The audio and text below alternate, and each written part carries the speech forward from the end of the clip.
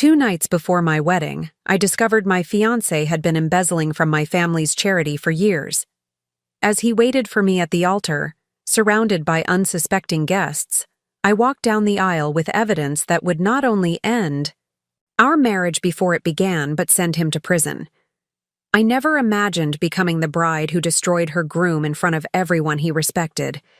But when the man you love steals more than your heart, sometimes justice wears a wedding dress. I never planned to become the bride who brought her groom to justice instead of saying I do. But sometimes fate hands you a truth so devastating that it rewrites your entire future in an instant. Before we jump back in, tell us where you're tuning in from, and if this story touches you, make sure you're subscribed, because tomorrow I've saved something extra special for you. Everyone thought Jackson Reed and I were the perfect couple. He was charming, successful, and came from one of the most respected families in Oak Ridge Heights. I, Eliza Blackwell, was the daughter of philanthropists who had established the Blackwell Foundation, a charity that had funded medical research and treatment for thousands of children. Our merger, both personal and professional, as Jackson had become the foundation's financial director, seemed like destiny. We'd been together for 4 years. 4 years of vacations in the Maldives, charity galas where we'd dance under crystal, chandeliers, and quiet Sunday mornings planning our future over coffee and the newspaper. I'd fallen in love with his ambitious drive, his apparently selfless dedication to my family's cause, and the way he could charm a room full of donors with just a smile. My mother, Vivian, adored him. "He reminds me of your father when we first met," she'd say, her eyes misty with memories of my late father. My brother Thomas, initially skeptical as brothers often are, had eventually welcomed Jackson into our close-knit family, especially after Jackson helped restructure the foundation's financial systems, supposedly making them more efficient and transparent. Jackson's mother, Eleanor Reed, was already planning our life together, talking about the beautiful grandchildren we would give her. His sister Madeline had become like my own sister, always including me in family gatherings and defending me when Eleanor's expectations became overwhelming. Everything seemed perfect. The wedding plans were coming together beautifully. A spring ceremony at the Oak Ridge Botanical Gardens, with 500 guests including prominent politicians, celebrities who supported our foundation, and family friends who'd known me since childhood. The night that changed everything wasn't meant to be significant. It was just a Thursday, 2 days before our Saturday wedding. Jackson was working late at the foundation office, finalizing some year-end reports before our 3-week honeymoon in New Zealand. I'd been at my final dress fitting and decided to surprise him with late-night sushi from Kenzo, his favorite restaurant.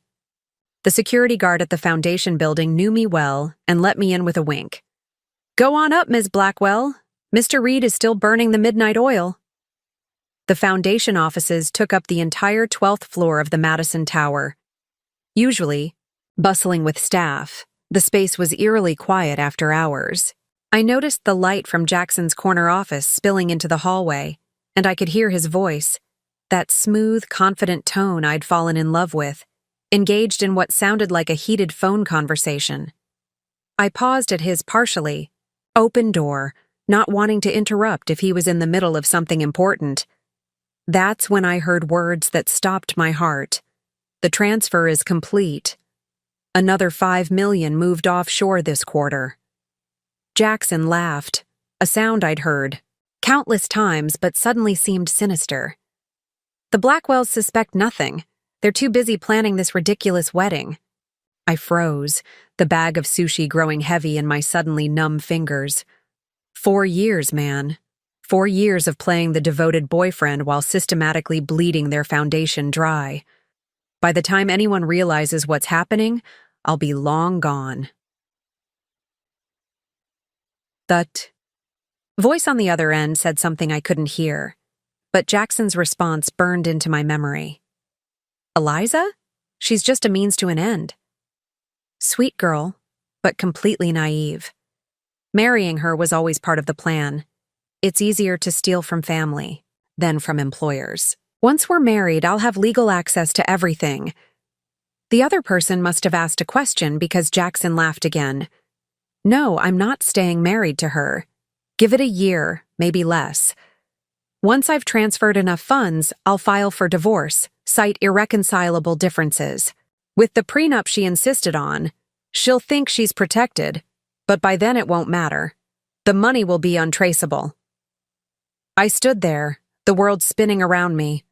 The man I loved, the man I was about to promise my life to in front of everyone, I knew, had been systematically stealing from sick children, using me, planning to abandon me once he'd taken everything he could.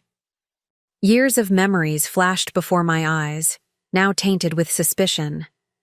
The late nights at the office, his insistence on taking over the financial oversight from Thomas, the new digital accounting system that only he fully understood, the investment, opportunities he'd convinced the board to pursue that required moving money through multiple accounts.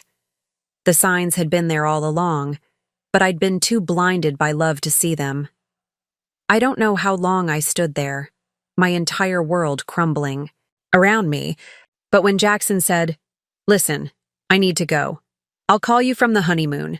The Blackwells are paying for a private villa in Auckland, plenty of privacy to make the final transfers." Something in me shifted. The shock and heartbreak crystallized into something harder, colder, and more determined.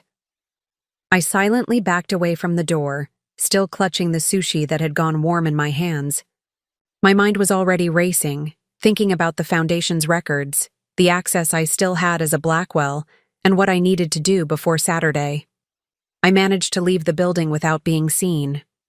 Instead of going home to the penthouse Jackson and I shared, I drove to Thomas's house, my hands shaking so badly I nearly crashed twice. My brother opened the door, took one look at my face, and pulled me inside. "Eliza, what happened? Are you hurt?" I collapsed onto his couch, the words pouring out between sobs. Thomas's expression shifted from concern to rage to calculated determination. The look he'd inherited from our father, the one that had helped build the Blackwell empire. "We have 36 hours, he said finally, already reaching for his phone. "I'm calling Marcus." Marcus Chen had been our family's attorney for 20 years. "We'll need a forensic accountant, too."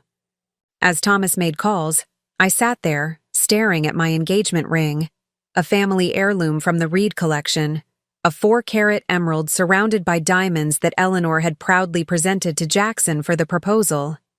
The irony wasn't lost on me. Everything about our relationship had been a lie, even the symbol of our commitment. By midnight, Thomas's dining room had transformed into a war room. Marcus had arrived with 2 associates. Our family's private investigator, a former FBI agent named Diana Winters, was already accessing the Foundation's servers remotely. "We need to be careful," Marcus warned. "If he realizes we're onto him, he'll accelerate his plans or disappear entirely." "He won't know," I said, my voice steady despite my shattered heart. "I'll go home tonight. I'll smile. I'll talk about the flowers and the cake. I'll kiss him goodnight. And then tomorrow, at our wedding, he'll learn exactly who he tried to steal from." The night before my wedding had become something entirely different from what I'd imagined. Not a night of excited anticipation, but one of grim determination. As the investigation unfolded in Thomas's dining room, one thing became crystal clear. Jackson Reed had chosen the wrong family to betray. I never thought I'd be that woman, the one who discovers her entire relationship was built on lies. The bride who plans revenge instead of a honeymoon. Yet here I was, 36 hours before what should have been the happiest day of my life, mapping out how to expose the man I loved in front of everyone we knew. The Eliza Blackwell everyone knew was gentle, trusting, perhaps naively so. Growing up as the daughter of philanthropists, I'd been raised to see the good in people, to believe in second chances and the basic decency of humanity. My father, Jonathan Blackwell, built his technology empire from nothing, but what made him extraordinary wasn't his wealth. It was his immediate desire to give it away. Preparing and narrating this story took us a lot of time, so if you are enjoying it, subscribe to our channel. It means a lot to us. Now back to the story. Money only matters when it improves lives, he would tell Thomas and me. When he and my mother established the Blackwell Children's Medical Foundation 15 years ago, it quickly became one of the most respected charitable organizations in the country. After my father's death from heart failure 3 years ago, continuing his legacy became my life's purpose. That's why Jackson's betrayal cut so deep. He hadn't just deceived me. He'd stolen from sick children. From my father's legacy.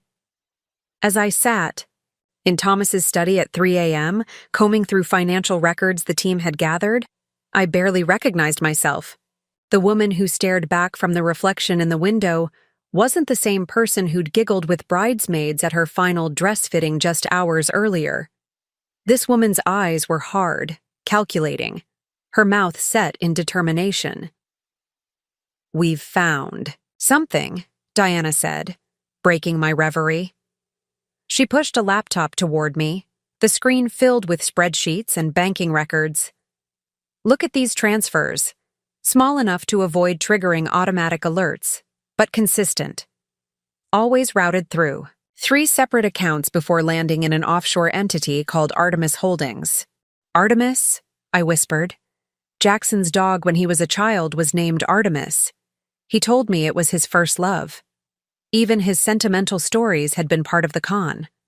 Thomas leaned over my shoulder, his face grim.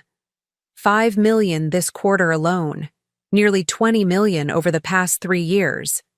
$20 million that should have gone to medical research, to hospital wings, to treatment programs for children who couldn't afford care. I thought of the families I'd met, parents who held fundraisers selling cookies and t-shirts, desperately trying to save their children, all while the man who promised to love me was siphoning away their hope. "We can go to the police right now," Marcus said. "With what we've already found, they'll arrest him immediately." I shook my head slowly. No, not yet.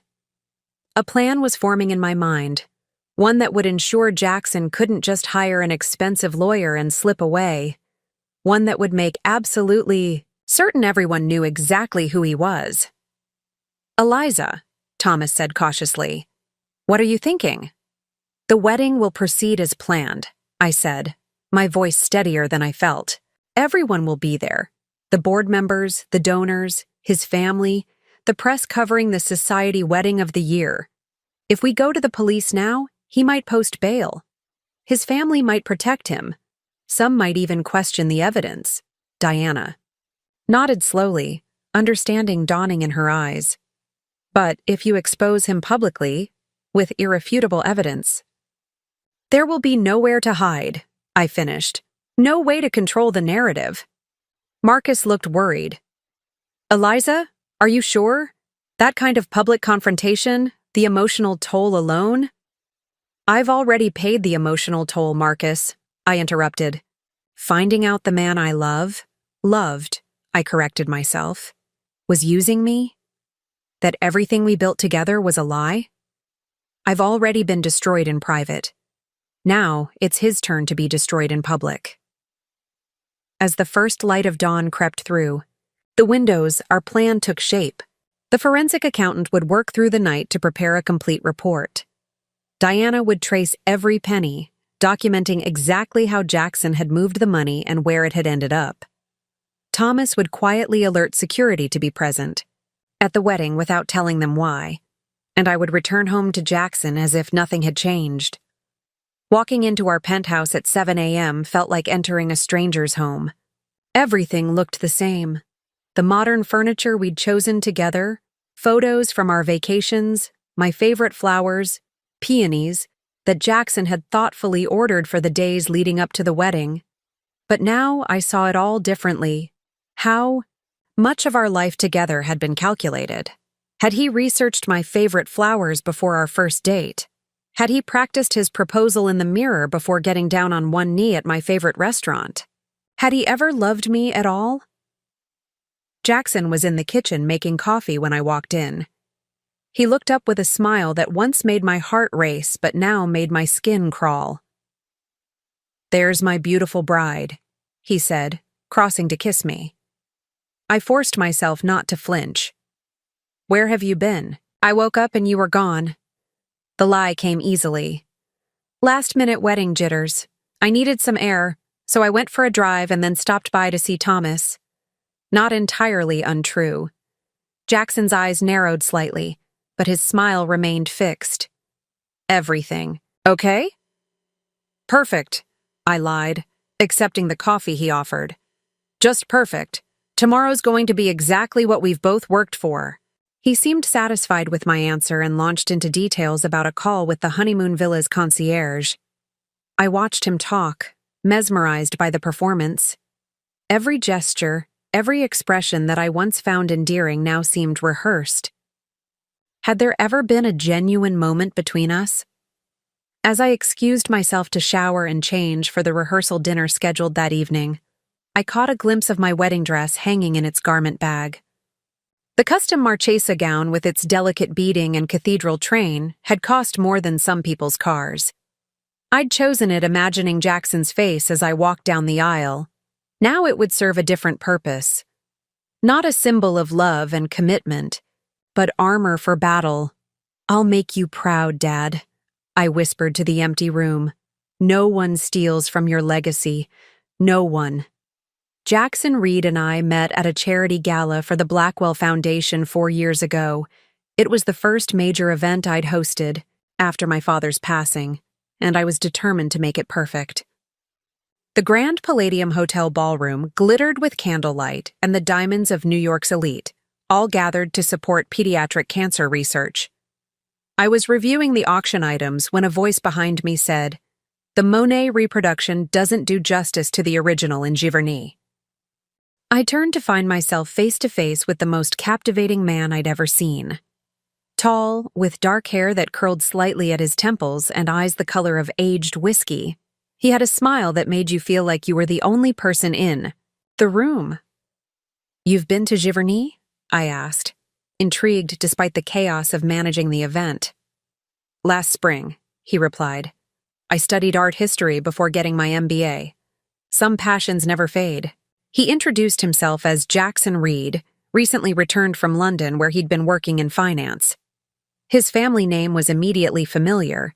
The Reeds owned a shipping empire dating back 3 generations, though I learned later that evening that Jackson had branched off to make his own way in investment banking. What I didn't know then was how carefully he'd orchestrated our meeting. I discovered much later that he'd researched me extensively, donated a precisely calculated amount to secure an invitation, and positioned himself near items he knew I'd inspected personally. That night, as we talked about art and travel and the Foundation's work, I felt something I hadn't experienced since my father died. A connection, a spark of possibility. When Jackson asked for my number at the end of the evening, I gave it without hesitation. Our courtship was a whirlwind of thoughtfulness and romance.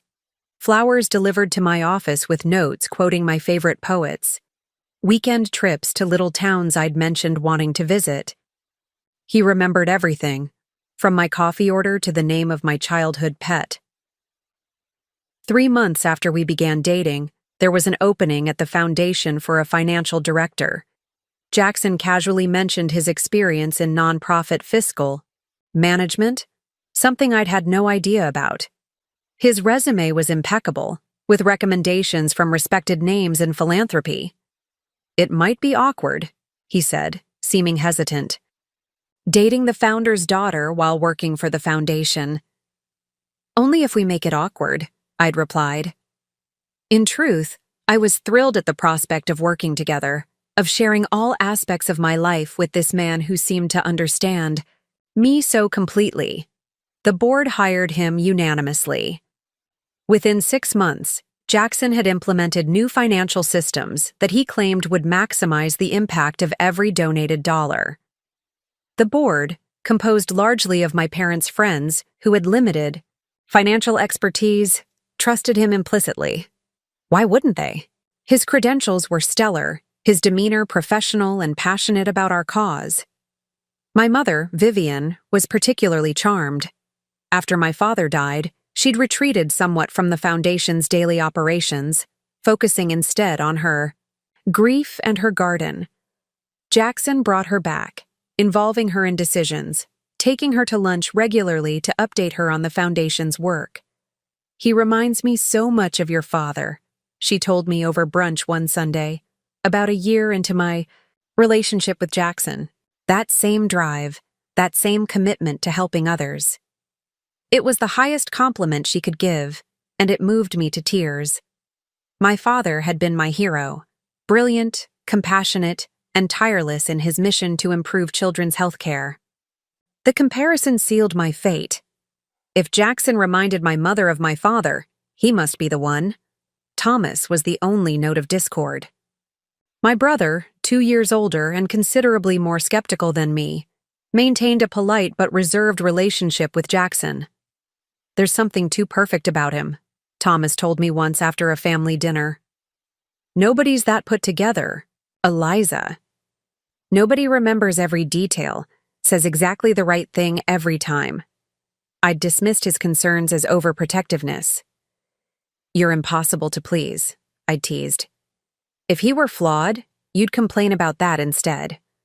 Thomas had shrugged. "Maybe. Just be careful, that's all." But careful was the last thing I wanted to be.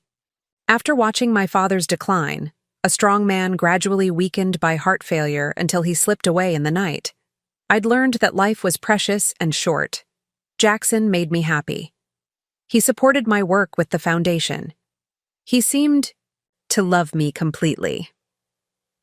When he proposed on the second anniversary of our first meeting at the same gala where we'd met, I didn't hesitate before saying yes.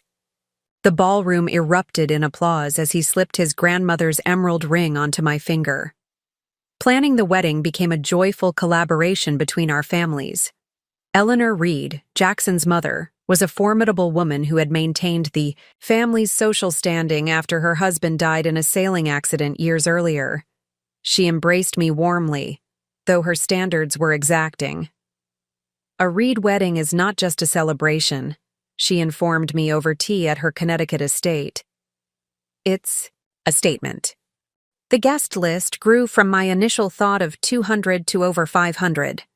Politicians, celebrities, business leaders, anyone who mattered in our social circle was included. The Botanical Gardens, with its grand glass conservatory and sprawling rose gardens, was secured for a small fortune. The 12-piece orchestra was flown in from Vienna. My dress was hand-beaded by artisans who had worked for royalty. Through it all, Jackson was my rock, managing details when I felt overwhelmed, soothing tensions between our mothers when they disagreed about flowers or menu selections, reminding me that beneath the spectacle was the simple truth of our love. Meanwhile, the foundation thrived under Jackson's financial guidance. The annual report showed record growth. New programs launched in 3 additional cities. A research grant we funded led to a breakthrough treatment protocol for a rare form of childhood, leukemia. Life was unfolding exactly as I'd hoped. I had purpose through my father's legacy, love with a man who supported that purpose, and a future that seemed brilliant with promise. "You're the luckiest woman I know," my friend Mia told me at my bridal shower. "Smart, gorgeous, wealthy, and marrying a man who adores you. Some people have it all." I'd smiled and agreed, never suspecting that beneath this perfect surface, something sinister was growing. A betrayal so complete it would shatter not just my heart, but my entire understanding of the past 4 years. Life with Jackson settled into a comfortable rhythm as our wedding approached. Our penthouse in the exclusive Archer building overlooked Central Park, its floor-to-ceiling windows flooding the space with light during the day and offering a tapestry of city lights at night. We decorated it together, blending my preference for warm, inviting spaces with his more minimalist aesthetic. Weekday mornings followed a predictable pattern. Jackson would rise at 5:30 a.m. for his run, returning just as I was getting out of the shower. We'd share breakfast, usually something healthy that our private chef had prepared the day before, while reviewing our schedules. He'd kiss me goodbye at 7:15, heading to the foundation offices while I typically worked from home until mid-morning, managing the charitable initiatives that were my personal projects. "Your father would be proud," Jackson often told me when I secured a new corporate sponsor or launched a program for families struggling with medical bills. "You've taken his vision and elevated it." Those words always warmed me, healing some of the lingering grief from my father's passing. Jackson knew exactly how to comfort me, how to build me up when I doubted myself. Thursday evenings were reserved for dinner with Vivian at her Upper East Side brownstone. My mother had maintained her elegance through widowhood, her silver hair, always perfectly styled, her clothes understated but impeccably tailored. She'd embraced Jackson as the son she'd never had beyond Thomas, often seeking his advice on investments and foundation matters that she once would have discussed with my father. "He'll make a wonderful husband," she told me 6 months before the wedding, as we enjoyed coffee in her solarium. "He has that rare combination of ambition and kindness." Only now do I realize how skillfully Jackson had cultivated her approval. The books on her favorite historical periods that would appear on his way over. The small technological problems around her house that he'd fix without being asked. The way he'd draw her into conversations at events when she might otherwise have felt invisible as an older widow.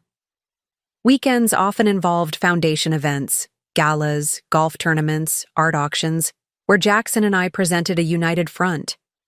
He was masterful with donors, remembering personal details about their families and business interests, making each person feel specially connected to our cause. "You've got a gift," I told him after watching him secure a 7-figure donation from a notoriously tight-fisted hedge fund manager. "People just naturally trust you." He'd smiled that crooked smile that made my heart skip. "They trust the cause, Eliza. They trust you. I'm just the numbers guy." When we weren't working, we traveled. Long weekends in the Hamptons or Martha's. Vineyard, ski trips to Aspen, cultural excursions to European capitals. Jackson's passport was filled with stamps, his knowledge of global cuisines and customs impressive. He claimed it came from his banking days, though I later discovered many of those trips had been fabricated or embellished. The wedding planning accelerated in the final months. I'd appointed my cousin Natalie as my maid of honor, along with 5 bridesmaids including Jackson's sister Madeline. Our colors were sage green and cream, chosen to complement the spring gardens where we'd exchange vows. "Everything is coming together beautifully," our wedding planner Genevieve assured us at our final meeting 2 weeks before the ceremony. It will be the event of the season. The guest list had grown to include 3 senators, a Supreme Court justice, 2 Oscar-winning actors who supported children's causes, and dozens of business leaders. The Botanical Gardens had never hosted such a prestigious assembly. 10 days before the wedding, the gifts began arriving. Massive silver serving pieces from Tiffany, crystal from Baccarat, artwork, checks with many zeros written to the foundation in lieu of traditional presents. Each night, Jackson and I would sit in our living room opening packages and writing thank you notes. "We'll need a bigger apartment," he joked one evening, surveying the mountain of gifts. "Or maybe a house outside the city," I suggested. "For weekends and eventually, when we have children." He'd smiled and pulled me close. "I'd like that. A place where our kids can run around, like the estate where I grew up." Children had become a more frequent topic as the wedding approached. Jackson spoke of them with apparent enthusiasm, suggesting names, debating private versus public schools, even discussing which genetic traits he hoped they'd inherit. "Your brains, definitely," he'd say. "And your compassion. But maybe my height and natural athletic ability." I'd pictured them so clearly. A boy with Jackson's confident smile and a little girl with his thoughtful eyes. Another generation to continue the Blackwell legacy of philanthropy, guided by the values of both our families. At the foundation, the fiscal year was ending just before our wedding. Jackson had been working late, finalizing reports and preparing for the board meeting that would take place the week after our return from the honeymoon.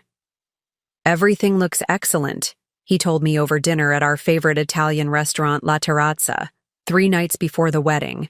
"The portfolio has outperformed projections by nearly 12%. I'd raised my wine glass in a toast. "To my brilliant fiancé. The foundation has never been in better hands."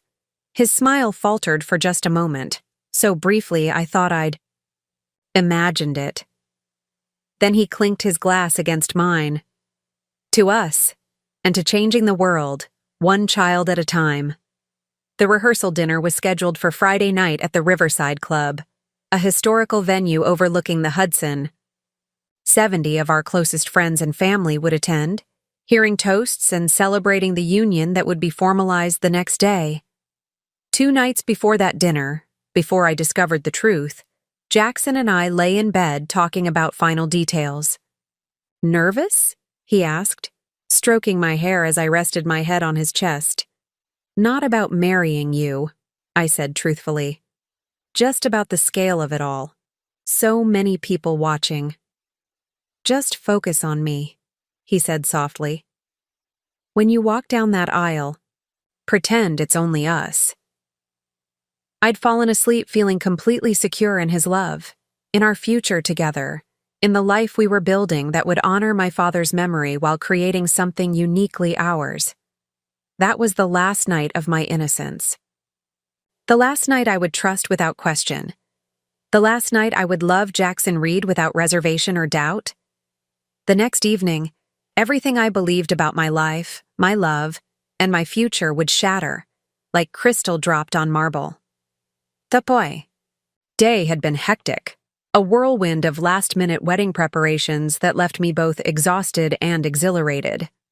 My final dress fitting at Elaine's bridal boutique had gone perfectly. The Marchesa gown fit as if it had been spun around me by fairy godmothers. The delicate beadwork caught the light as I turned before the 3-way mirror, and for a moment, I glimpsed myself as I would appear walking down the aisle, radiant, hopeful, in love. "You look like an angel," Elaine had whispered, making final adjustments to the cathedral-length veil. Later, I'd met with the florist to approve the final arrangements. Garden roses in soft cream with sprigs of eucalyptus, wrapped in ivory satin ribbon. Then a stop at the calligrapher's studio to collect the last batch of hand-lettered place cards for the reception. Every detail was falling into place for what the society pages were already calling the wedding of the decade. I wasn't planning to see Jackson that evening. He'd told me he had a dinner meeting with the foundation's investment advisors and, afterward, he'd be working late again to finalize the quarterly reports. We'd agreed to spend the night before our rehearsal dinner apart, to make seeing each other the next day even more special, he'd said with a wink. But as I drove home past Madison Tower, where the foundation offices occupied the 12th floor, I noticed the lights were still on despite the late hour. A sudden impulse struck me. I would surprise Jackson with his favorite late-night indulgence, sushi from Kenzo, and perhaps a bottle of the rare Japanese whiskey he loved. A small romantic gesture amid the wedding chaos. Kenzo was only a few blocks away. I quickly called in an order: hamachi nigiri, spicy tuna rolls, and the special dragon roll that Jackson always requested. 20 minutes later, I was pulling into the private parking garage beneath Madison Tower, a bag of still-warm sushi in hand and a sleek black bag containing the whiskey beside me. "Working late again, Ms. Blackwell?" Samuel, the night security guard, greeted me with a warm smile. "Just bringing some sustenance to my hard-working fiancé," I replied, holding up the bag. "Is he still here?" "Yes, ma'am. Been here since this morning, far as I know." Dedication, that's what that is. Samuel swiped his security card to grant me access to the executive elevator. As the doors closed, I checked my appearance in the mirrored walls, my dark hair pulled back in a simple ponytail, minimal makeup, dressed casually in jeans and a cashmere sweater. Not exactly glamorous, but Jackson always said he loved me best this way. Natural, unaffected. The 12th floor was eerily quiet as I stepped off the elevator. Most of the lights had been dimmed, though the emergency exit signs cast a soft red glow along the hallway. I could see light spilling from Jackson's corner office at the end of the corridor, and as I approached, I heard his voice, animated, almost excited. I was about to announce my presence when something in his tone made me pause at the slightly open door. He was on the phone, his chair swiveled to face the floor-to-ceiling windows that showcased the glittering Manhattan skyline. "The final transfers are complete," he was saying, his voice clear in the silent office. 22 million total, all. Secure in the Cayman accounts, another 15 projected over the next 6 months. I froze, the sushi suddenly heavy in my hands. Something about his tone, so businesslike, so cold, sent a chill through me. "Yes, the wedding is still on for Saturday," he continued with a laugh that sounded nothing like the warm chuckle I thought I knew. "Trust me, it's necessary. Once we're married, my access to the Blackwell funds becomes nearly unassailable. The prenup actually works in my favor in that regard.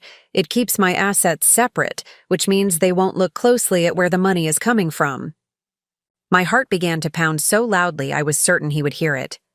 Prenup? We had indeed signed one at my family's insistence, but it was straightforward, protecting the bulk of my inheritance and foundation assets while allowing for fair distribution of anything we built together during the marriage. The person on the other end of the call said something I couldn't hear, and Jackson laughed again. "The old lady is completely clueless. Vivian's so grateful to have a son again that she rubber stamps anything I put in front of her. The board's the same, a bunch of aging philanthropists who don't know a balance sheet from a bedsheet." A pause, then. "Eliza? She's the easiest mark of all.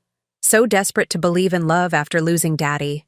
I knew she was perfect the moment.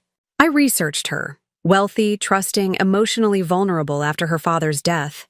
Add in that bleeding heart of hers, and she practically handed me the keys to the kingdom." The sushi slipped from my suddenly numb fingers, landing with a soft thud on the carpeted hallway. Some distant part of my brain worried about the noise, but I couldn't move, couldn't breathe. Jackson continued, unaware of my presence. "Look, I didn't spend 4 years playing the devoted boyfriend for nothing. Learning her favorite books, pretending to care about sick kids, listening to her drone on about her father's legacy. It's all been building to this. After the wedding, I'll have legal access to everything. The honeymoon is the perfect cover for the final transfers." Another pause. I pressed myself against the wall, afraid my legs would give way. "Exit strategy? Already in place. Give it 6 months, maybe a year. I'll file for divorce, cite her emotional instability or something equally vague. The prenup works both ways. She keeps her assets, I keep mine.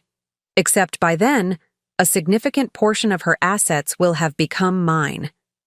He swiveled in his chair, and I caught sight of his reflection in the window.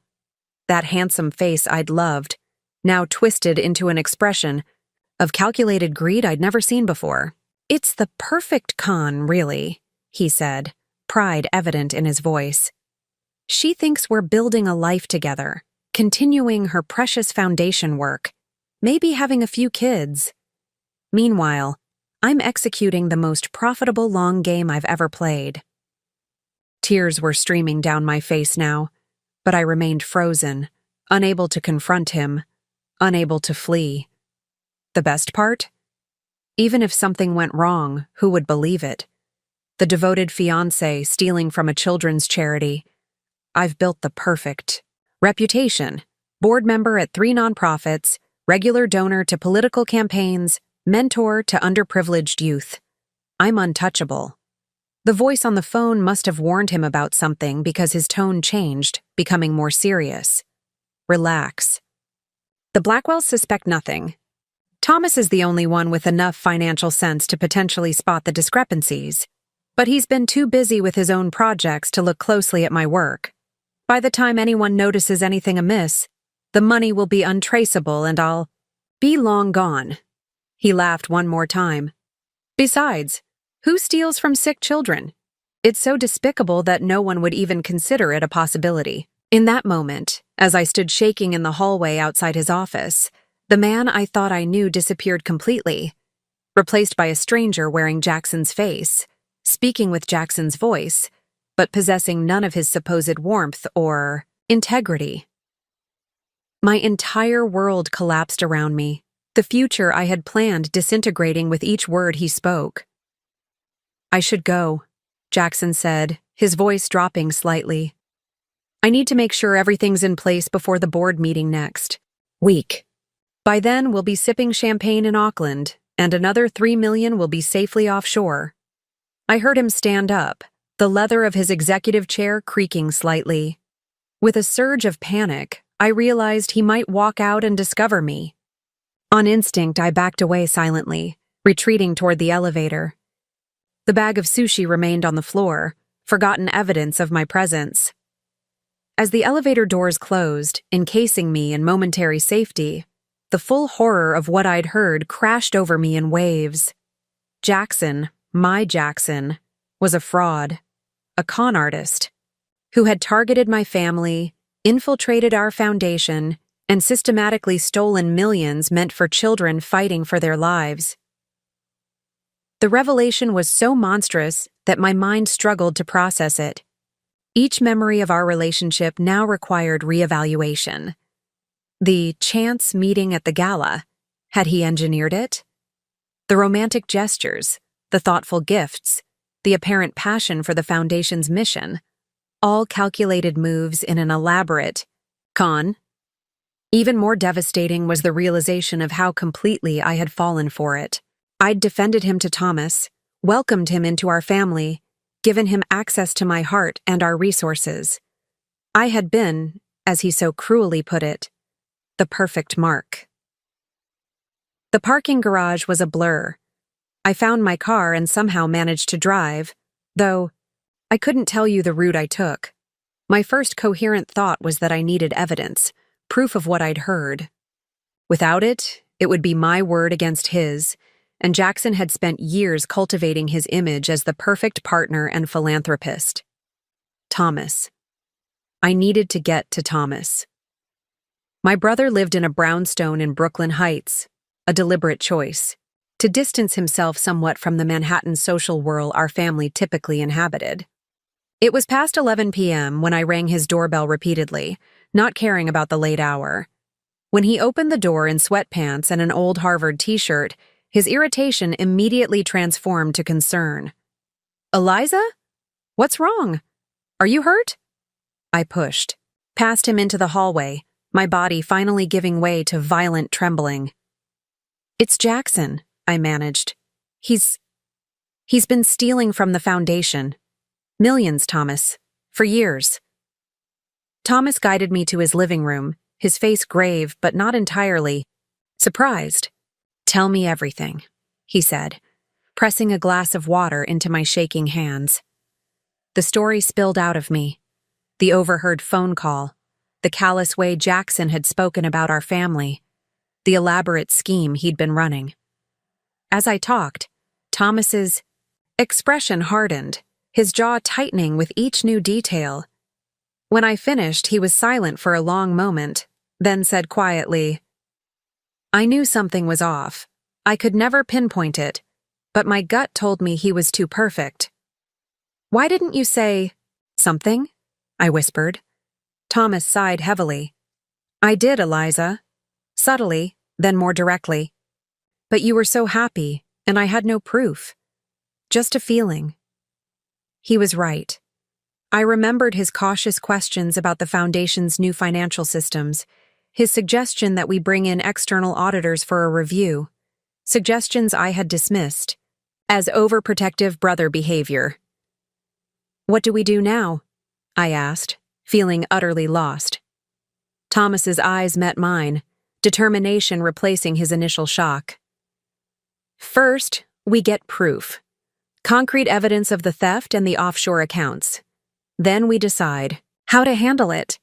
"The wedding is in 2 days," I said, my voice breaking. 2 days, Thomas." "I know." He squeezed my hand. But maybe that timing works in our favor. Everyone will be gathered in one place, the board members, the donors, the press. If we can confirm what you heard, you think we should expose him at the wedding? The idea was simultaneously horrifying and oddly satisfying. Thomas didn't answer directly. Instead, he reached for his phone. "I'm calling Marcus. We need legal counsel before we do anything." Marcus Chen had been our family's attorney since before I was born. And Diana Winters. If anyone can find a paper trail in 36 hours, it's her. As Thomas made calls, the numbness that had enveloped me began to recede, replaced by something sharper, more focused. Anger. Not just at Jackson, but at myself for being so thoroughly deceived. Thought of the children I'd met through the Foundation's work. 8-year-old Lily, battling leukemia with a courage that humbled me.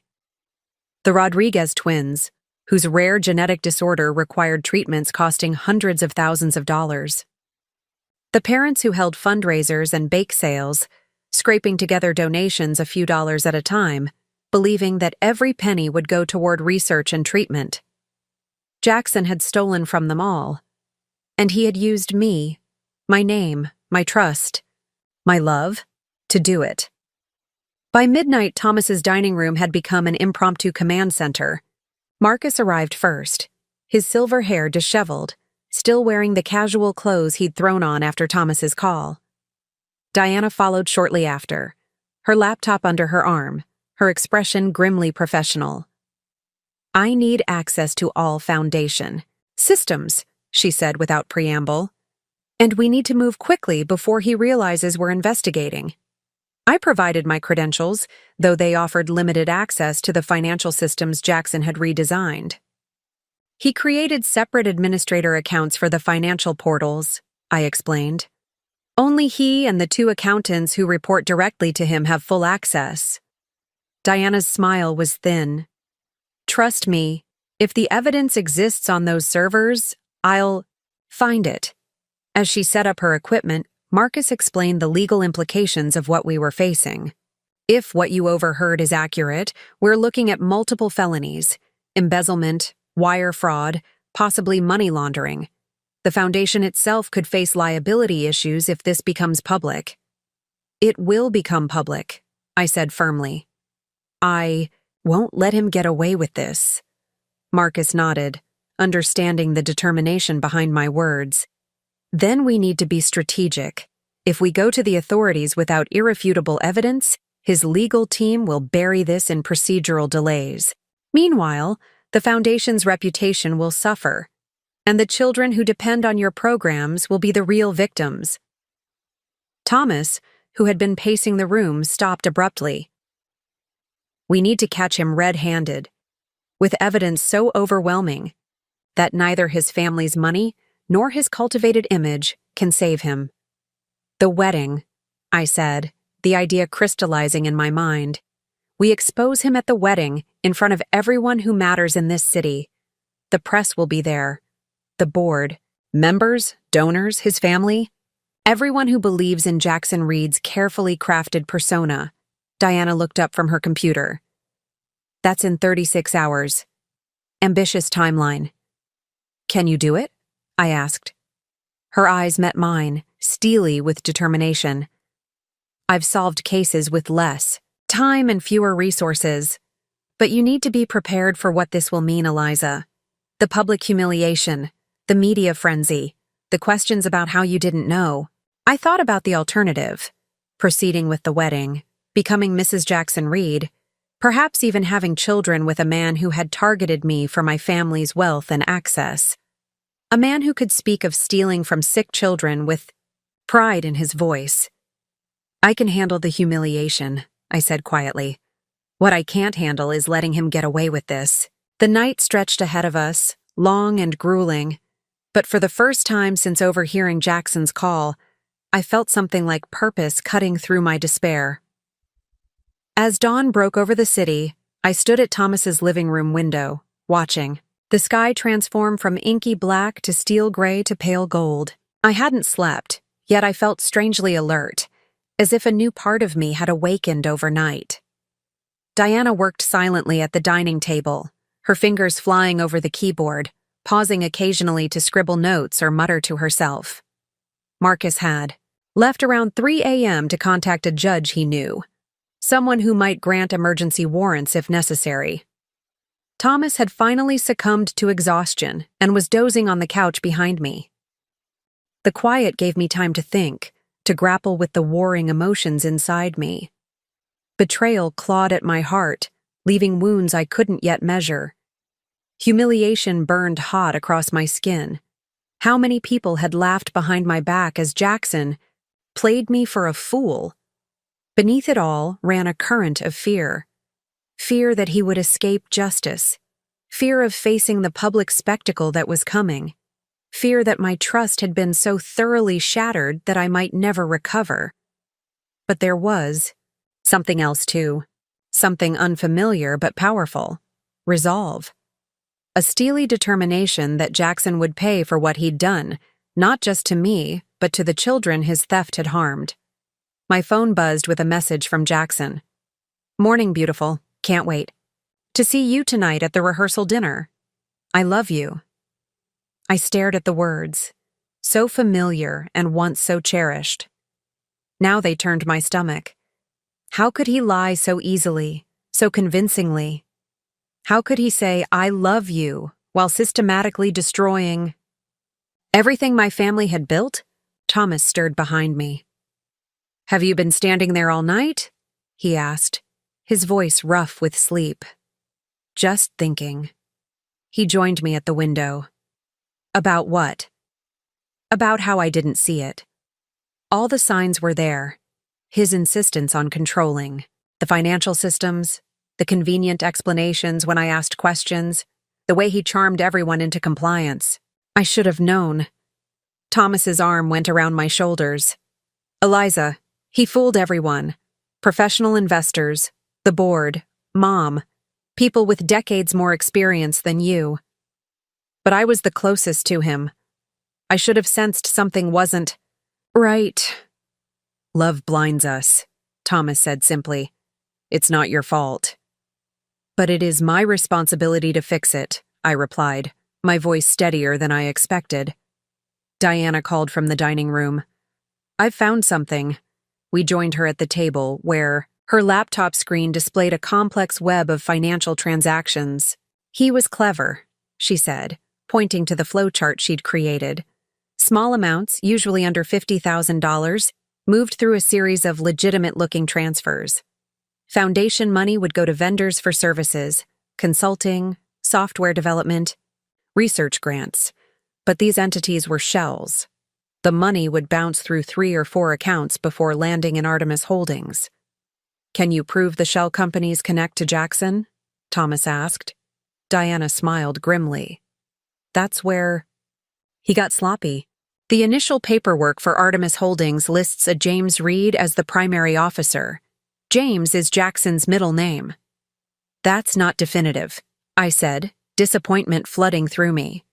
"No, but this is." She pulled up another document.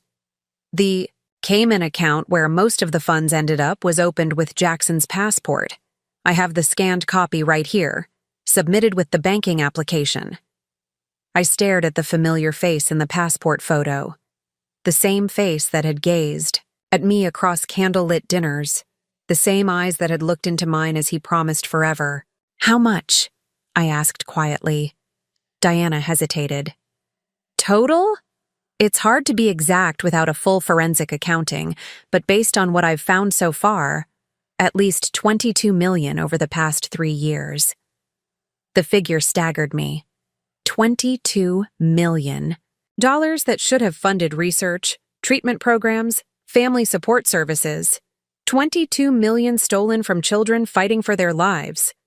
"We need to go to the police," Thomas said firmly. I shook my head. "Not yet. Not until we have everything in place." "Eliza, we have enough..." "For what?" I interrupted.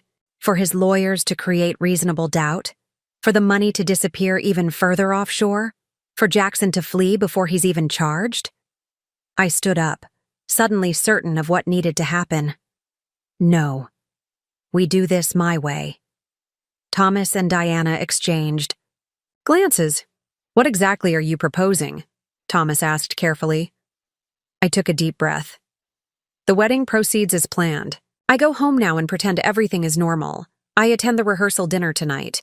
I smile and laugh and play the happy bride. And then? Diana prompted. And then, tomorrow, I expose him. Publicly. Completely. With evidence so overwhelming that not even the Reed family money can make it disappear. That's risky, Thomas warned. If he suspects anything, he won't, I said with confidence I didn't fully feel. His ego won't allow him to believe I could outsmart him. Diana looked thoughtful. It could work. A public exposure would make it nearly impossible for this to be swept under the rug. The press will be there, the city's most influential people, and the board members who need to understand how thoroughly they were deceived, I added. Thomas still looked concerned. What about you, Eliza? Have you considered what this will do to you? The media scrutiny, the gossip, the inevitable questions about how you didn't know what your own fiancé was doing? I had considered it. All night, as I stood watching the city lights, I had imagined the headlines, the whispers, the pitying looks. The beautiful Blackwell heiress, left at the altar after discovering her fiancé was a thief. It would be humiliating, painful, a public spectacle of my most private heartbreak. But the alternative was worse. I'd rather be known as the woman who exposed the truth than the fool who married a criminal, I said quietly. Besides, this isn't about me. It's about the foundation, Dad's legacy, and the children who depend on us. Thomas studied my face for a long moment, then nodded slowly. Okay, we do it your way. But you won't face this alone. I'll be right beside you. I squeezed his hand, grateful beyond words for his support. Diana cleared her throat. If we're really doing this, we need a plan. A detailed, choreographed plan that leaves nothing to chance. She was right. The next 36 hours would require precision. One misstep, one hint to Jackson that I knew the truth, and everything would unravel. I need to go home, I said, checking the time. Jackson will expect me for breakfast. We always have breakfast together the day before big events.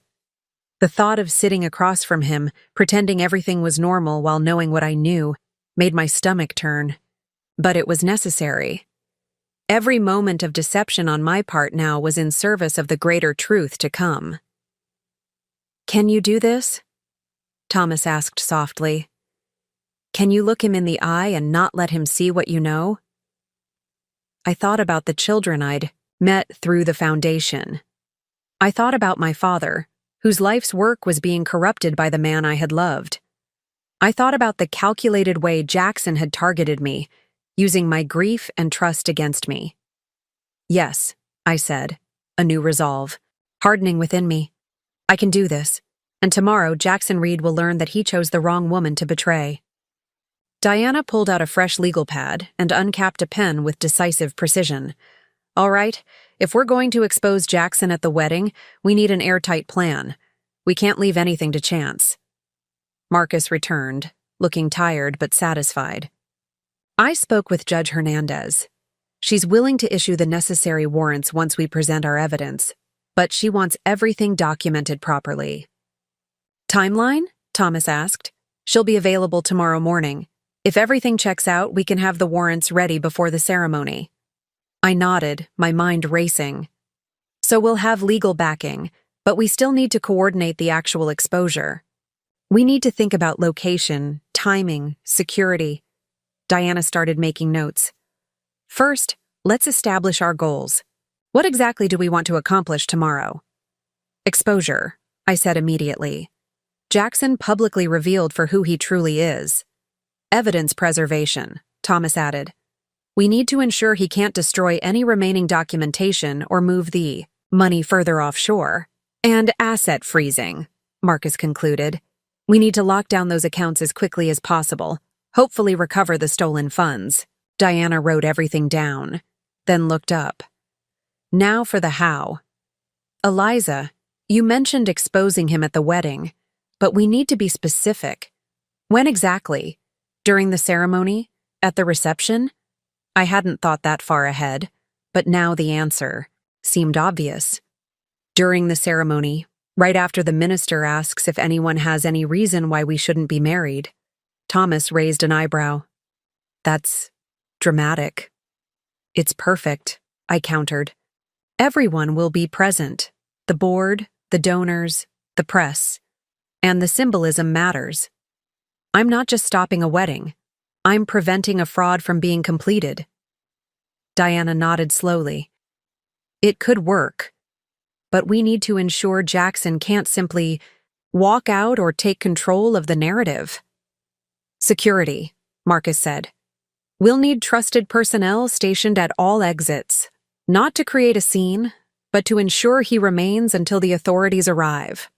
I can arrange that, Thomas offered. The security company we use for foundation events is discreet and professional. What about the evidence? I asked. How do we present it in a way that's irrefutable? Diana tapped her pen against the pad.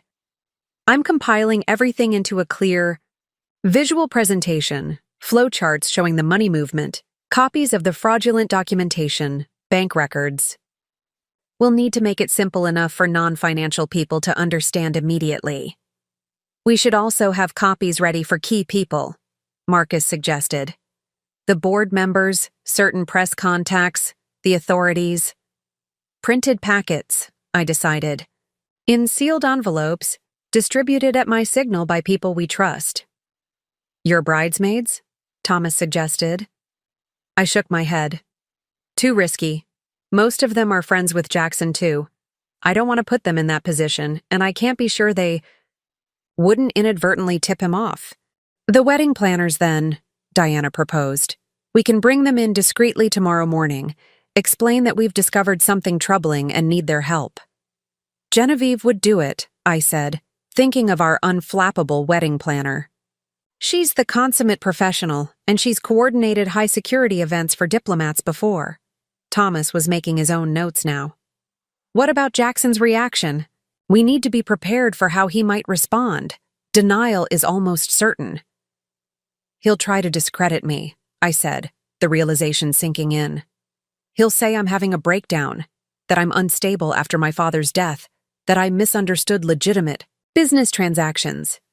Which is why the evidence needs to be absolutely airtight, Marcus emphasized, and presented in a way that allows no room for alternative explanations. We'll also need witness statements, Diana added. The vendors he created, the banks involved. I'm tracking down contacts now, but we won't be able to get formal statements before tomorrow. What about a recording? I suggested suddenly. What? If I could get him to admit to something incriminating before the wedding? Thomas looked alarmed. Eliza, that's dangerous. If he suspects anything. It doesn't have to be a full confession, I clarified. Just something that corroborates our evidence.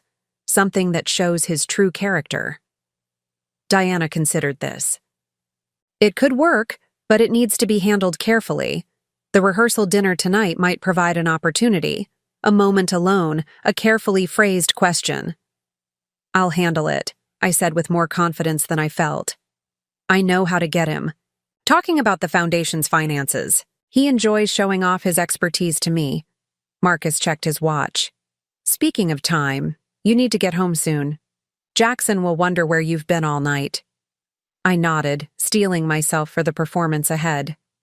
I'll tell him I had last minute wedding jitters and stayed at a hotel to clear my head. He'll believe that. He thinks I'm an open book, incapable of deception. What if he's already discovered the sushi you dropped at his office? Thomas asked, concern evident in his voice. Then I'll say I wanted to surprise him but heard him on a business call and didn't want to interrupt. It's plausible enough. I gathered my purse, checking my appearance in the hallway mirror. I looked exhausted but determined. Not at all like a blissful bride-to-be. I need to freshen up before I see him. Diana handed me a small device. Wear this tonight. It looks like a normal brooch, but it's a recording device. If you get him talking about anything related to the foundation or the finances, activate it by pressing the center. I pinned it to my sweater, oddly comforted by its weight. How will we coordinate tomorrow? Once I'm in the bridal suite getting ready, communication will be difficult. Burner phones, Diana decided, pulling 2 identical prepaid phones from her bag. I already programmed them with our contacts. Keep it with you at all times. Thomas pulled me into a tight hug. Are you sure about this, Eliza? We could still go to the authorities right now. I pulled back, meeting his gaze steadily. I'm sure. Jackson Reed has spent 4 years manipulating me, using me to steal from sick children. Tomorrow he learns what it feels like to be the one who's blindsided. As Diana and Marcus finalized details of our plan, a strange calm settled over me. The initial shock and pain had transformed into something harder, more focused. Jackson had spent years crafting his perfect con, but he'd made one catastrophic miscalculation. He'd underestimated me. He saw me as the grieving daughter, the trusting fiancée, the perfect mark, a means to an end in his elaborate scheme. But I was still a Blackwell. My father hadn't just left me a foundation and a fortune. He'd instilled in me a core of steel that grief had temporarily softened but never broken. Tomorrow, Jackson would discover exactly who he had chosen to betray. We have 18 hours until the rehearsal dinner, Diana announced, circling the time on her notepad. Let's use every minute to ensure tomorrow goes exactly as planned. I nodded, already mentally preparing for the role I would play, the final performance as Jackson Reed's loving, unsuspecting fiancé. Returning to the penthouse I shared with Jackson felt surreal, as if I were stepping onto a movie set of my former life. Everything looked the same. The cream-colored sofa where we'd spent countless evenings planning our future, the framed photographs chronicling our relationship, the vase of fresh peonies Jackson ordered weekly because he knew they were my favorite. But now I saw it all differently. The careful curation of a con man's stage. I showered and changed quickly, erasing the physical evidence of my sleepless night at Thomas's apartment. The makeup I applied served a dual purpose, hiding the shadows under my eyes and creating a mask behind which I could conceal my true feelings. I heard the front door open as I was blow-drying my hair. Eliza? Jackson's voice called out, that familiar warm tone that had once made my heart leap. Are you home, sweetheart? I took a deep breath, checking my reflection one last time. Eyes bright, smile natural, Diana's recording brooch pinned discreetly to my blouse. I stepped into the hallway. In here, I called back, proud of how steady my voice sounded. Jackson appeared in the doorway, handsome in his charcoal suit, his expression shifting from concern to relief when he saw me. He crossed the room in 3 strides and pulled me into an embrace. Where were you last night? I came home late and you weren't here. I was worried. I allowed myself to be held, fighting the revulsion that threatened to give me away. I'm sorry. I should have called. I was feeling overwhelmed with all the wedding details and needed some space to clear my head. I got a hotel room for the night. He pulled back, studying my face with what once would have seemed like loving concern. Now I recognized it as calculation, assessing whether my story was genuine, whether his carefully constructed world remained secure. Are you having doubts? He asked softly. About us? The irony of his question almost made me laugh. Instead, I shook my head. Not about us. Never about us. Just wedding jitters. The scale of it all, you know? 500 people watching us. Exchange vows. Relief washed over his features. I understand. But you know you can always talk to me, right? About anything. I nodded, amazed at his performance. Even now, knowing what I knew, his sincerity seemed absolute. No wonder I had been fooled for so long. Actually, I said carefully, there was something I wanted to discuss before the rehearsal dinner tonight. Of course. He guided me to the living room, where we sat side by side on the sofa. His hand rested casually on my knee, a gesture once comforting, now crawling across my skin like insects. I touched the brooch, activating the recording device. "I was thinking about the Foundation's financial report that you've been preparing. Will the board meeting still happen while we're on our honeymoon?" Jackson nodded, visibly relaxing at the mundane topic. "Yes, but don't worry. I've prepared everything in advance. Reynolds will present in my absence." Reynolds was one of the accountants Jackson had hired, a quiet man who rarely spoke at meetings. Another pawn in his game, perhaps? Or a co-conspirator? "I was wondering," I continued, choosing my words carefully, "about some of the investments you mentioned. The offshore accounts seemed complicated." A flicker of something, caution perhaps, crossed his face before his expression smoothed into patient explanation. "That's standard diversification, Eliza. Moving funds through different markets protects against volatility." "Of course," I agreed. "It's just that when I tried to look at the reports, I couldn't quite follow the money trail. Some of those companies we're working with, like Artemis Holdings, I couldn't find much information about them." Jackson's hand tightened slightly on my knee, though his smile remained fixed. "Artemis is a private investment firm specializing in developing markets. Very exclusive, excellent returns. Your father would have appreciated the strategy, maximum benefit with carefully managed risk." The invocation of my father sent a surge of anger through me, but I masked it with a thoughtful nod. "And the transfers? Thomas mentioned something about large sums moving through multiple accounts." Now Jackson's expression definitely changed, a momentary hardening around his eyes before he chuckled dismissively. "Thomas means well, but finance isn't his strong suit. The transfers are routine fund movements to optimize tax benefits for the Foundation. Everything is documented and completely legitimate." The lies flowed so easily from him, wrapped in technical jargon he knew I wouldn't fully understand. I wondered how many times he had patronized me this way, counting on my trust to prevent further questions.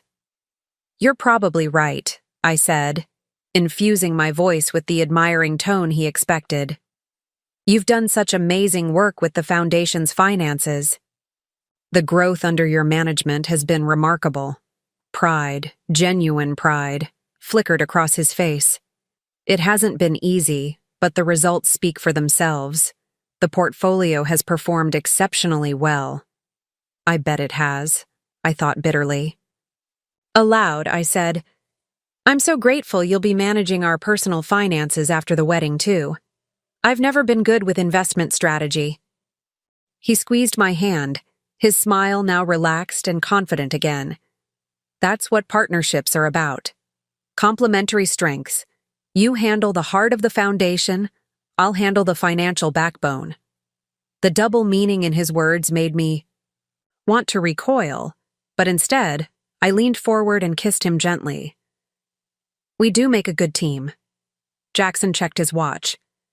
"I need to run to the office for a couple of hours before the rehearsal dinner. Last-minute details to wrap up before we leave for the honeymoon." He stood, straightening his already perfect tie. "Will you be okay? You seem a little off." I offered a self-deprecating smile. "Just tired. I didn't sleep well at the hotel. I miss our bed."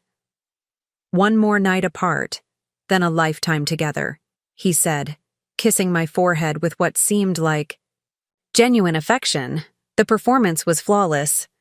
"I'll see you at the club at 7. Try to rest before then." After he left, I sat motionless on the sofa, listening to the silence of our shared home. I touched the brooch, stopping the recording. Had I gotten anything useful? His careful language revealed nothing explicit, but the timestamp and his voice. Discussing Artemis Holdings might provide additional context for Diana's evidence. I pulled out the burner phone and texted Thomas. He suspects nothing. "Going through with rehearsal dinner tonight.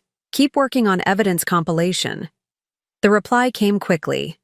Diana made breakthrough with bank records. Meeting with judge at 8 a.m. tomorrow. Marcus handling legal paperwork, all proceeding as planned. moved through the penthouse, gathering what I would need for the next 24 hours. The rehearsal dinner dress, a cream-colored slip of silk that Jackson had helped me select.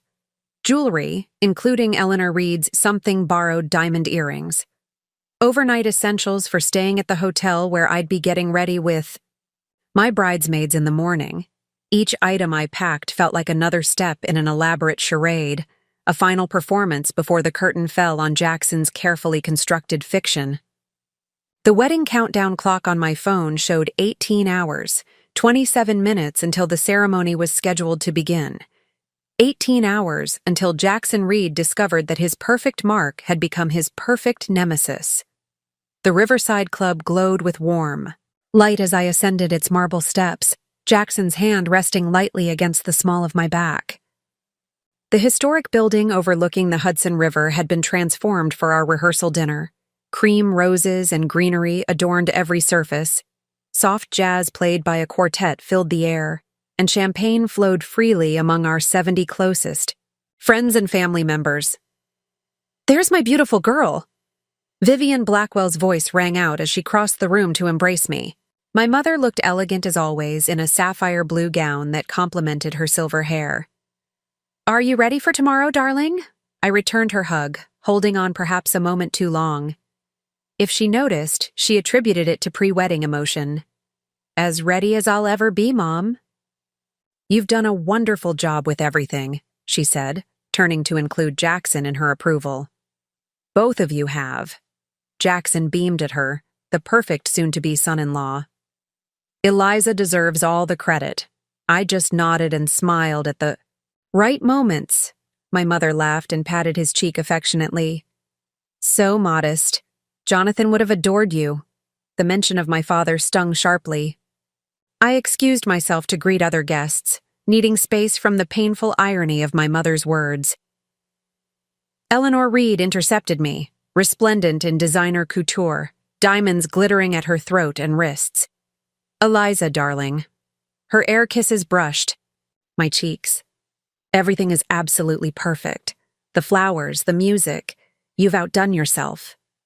"Thank you, Eleanor," I replied, maintaining my smile with effort. "Your suggestions were invaluable." "Nonsense. You have exquisite taste." She lowered her voice conspiratorially. "I always told Jackson he needed someone with both breeding and style. So many young women these days lack either one or the other." Nodded, wondering if she would be making such comments tomorrow when her son was being led away in handcuffs. Was she complicit in his scheme? Or just another victim of his deception? Either way, her world was about to shatter alongside mine. Madeline, Jackson's sister, appeared at my elbow, champagne flutes in hand. "Mom, stop monopolizing the bride." She handed me a glass and clinked hers against it. "To my favorite almost sister. By this time tomorrow, we'll officially be family." Madeline's genuine warmth made my heart ache. In the 4 years I'd known her, we'd become close friends. She'd been thrilled when Jackson and I got engaged, more excited about gaining a sister than about the social prestige of the match. Would she forgive me for what I was about to do to her brother? Would she understand that I had no choice? "To family," I echoed, taking a small sip of champagne. I needed to stay clear-headed tonight. Across the room, I spotted Thomas deep in conversation with our cousin Natalie, my maid of honor. He caught my eye and gave a subtle nod. Everything was proceeding according to plan. Diana and Marcus were not at the dinner, continuing their work to prepare for tomorrow. "There you are." Jackson's arm slipped around my waist, and he pressed a kiss to my temple. "The wedding planner wants us to practice our entrance before dinner is served." Genevieve, our unflappable wedding planner, directed us through the motions with crisp efficiency. "Tomorrow, you'll enter from opposite sides of the garden, meeting at the altar," she explained. "Tonight, we'll practice your entrance to the reception, which will happen after your first kiss as husband and wife." The irony of rehearsing an entrance for a reception that would never happen wasn't lost on me. Still, I went through the motions, smiling radiantly as Jackson and I were announced as the future Mr. and Mrs. Reed to applause from our inner circle. During dinner, Jackson's best man, Cameron Wright, rose to offer a toast. Cam had been Jackson's roommate at Yale and now served as a vice president at a competing investment firm. Their friendship had always seemed genuine to me, but now I wondered if Cameron knew about Jackson's schemes. Was he complicit? Another victim? Or simply blind to his friend's true nature? To Jackson and Eliza, Cameron raised his glass, his smile wide.